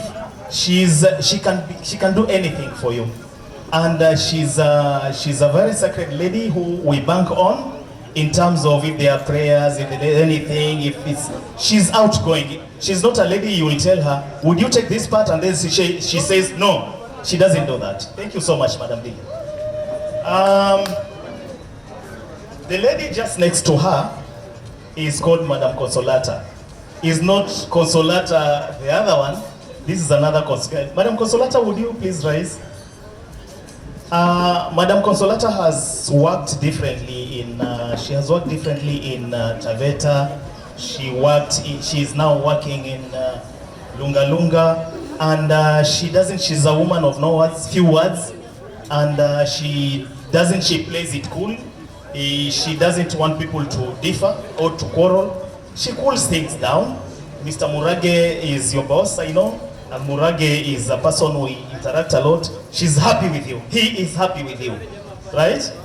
So you are a good officer, and we love you, and we really appreciate you, and we appreciate every one of us. Madam Beatrice Mudhoni. This lady is special. She's a very hardworking lady. She is a chair lady. She is a first officer. She is a first learner. She is a mentor. She is in charge of students. She is everything. So thank you so much, Madam BM. We really appreciate. So I would appreciate every one of you the same, but because of time I cannot do everything. Mr. Jaji has been a very good officer, and Mr. Jaji is a good learner. He's a student of the game. He's creative. He's innovative. He's a team player. Just like Madam Mariam said, you know, we cannot pretend to be learned. We know everything. No, we don't. We always consult. So he does consult a lot, and we do consult him a lot. And that is why, before you give your solution, look at all other options, many options. So Jaji is that kind of a guy, and he's not a coward. Jaji is steady. Jaji is a good guy, and you cannot be. No one is perfect, yeah. But there's a category we put so that we can say this is a good guy. So Mr. Jaji is a good leader. We really celebrate him, and we have assisted so much. There are so many interns who come. You have never come to us, but we don't say it. Yeah, if someone comes, you just keep it private and what have you. We have assisted some of our colleagues to do 1, 2, 3, and 4. and we will continue assisting. Thank you so much, Mr. Jaji, for being that. Mr. Murage, Mr. Fadhili, these officers are the OSPPs of our region. They have been working very well with our Tanzanian colleagues, and they have been with them. We have learnt a lot. With them, the nation has pioneered so many programs, and we think with them we are protected. This zone is protected right from that side of Tanzania, this Lunga side, and the side of Taveta. We feel we are safe. And we feel we have people who are veterans, yeah? So thank you so much for covering very well our OSPPs of this region. We want to also say thank you to the organizers of this thing. But before we say thank you to the organizers, I want to thank there's unity in this region. And that is why I said, even when you see something happening, there are more things that happen behind the scenes to make these things successful. Madam Consolata and Mr. Majaliwa, where are they? Madam Consolata, you are here again. Where is Majaliwa? Where is he? So they have tried so much to unify us.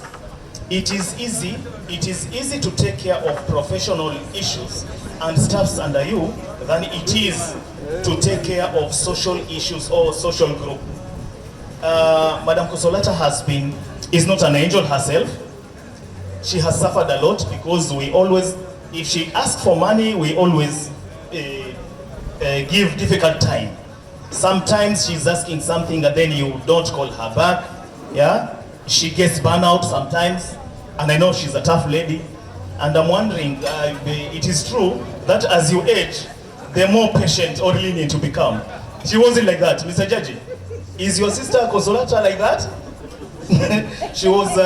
She's becoming very lenient. So thank you for that, but she has done a very good thing to unify us in case there are death, in cases of bereavement, in cases of celebrations, parties, yeah, in cases of contributing sick people and everything. They have been instrumental. Majaliwa is bold. Majaliwa talks a lot, but deep inside him, he's a very good officer, and we love them so much. So thank you so much, Madam Consolata, and with your brother under you. So take these regards to him. We cannot fail to say thanks to the team you can see in front of us. This information will go around the world so that they will know Coast Region is doing a good thing. We are not leaving anyone aside. We believe in team. We believe that we cannot work alone. We believe that we are not perfect. We believe that other people may be perfect, may be more better than us, but we supplement each other. So we really appreciate that, and the media, our PHO who is a musician, and that shows that as public health officers we are not just banking on the health issues and what have you. We are also venturing in other areas, yeah. So we cannot just look at health and what have you, outbreak and everything. No, we are looking at all spheres, yeah. The nurses are there, the clinicians are there, and everything. There is this lady, there's a clinician called Mukasi. This lady is hardworking, and some people you can't know they're hardworking until you trigger them. We went for benchmarking in Taveta, and we took her as our doctor. So no one was sick, I think, but one lady behaved like she would be sick. But because she was there, then everything was okay. So thank you so much, Madam Mukasi. Thank you for your good job. Mr. Fadhili, this is special for you. you have hosted this team for our benchmarking. We were very happy. That's a fact. You, Mr. Ndegwa, Mr. Washira, and the other team members, you welcomed us very, very well. We were very happy. The time was short. Jeff said we will come back again. I don't know. If all factors are constant, we are coming back. This time for 3 nights. So thank you so much, Mr. Fadhili, for your generosity. We also want to say, but one thing I should say is that Mr. Fadhili, we suffered because Mr. Mweni was beaten by bees in the morning. He was taking shower, so all of a sudden bees were in his room. I don't know why him. So he had to run. He had to run and seek refuge to any door that was open. So it happened he was next to Mr. Pole, so he just popped in with his towel. So, but I believe it was not sent by anyone. So after that he recovered and things went on well. So thank you so much. I want to thank the cooks, the guys who prepared the meals. I don't know, he's called Mr. Dan or who? There is Mr. Dan, there is Abdallah, there is whoever. They have prepared very good meals at the beginning, and that is the reason as to why you should not judge a book by its cover.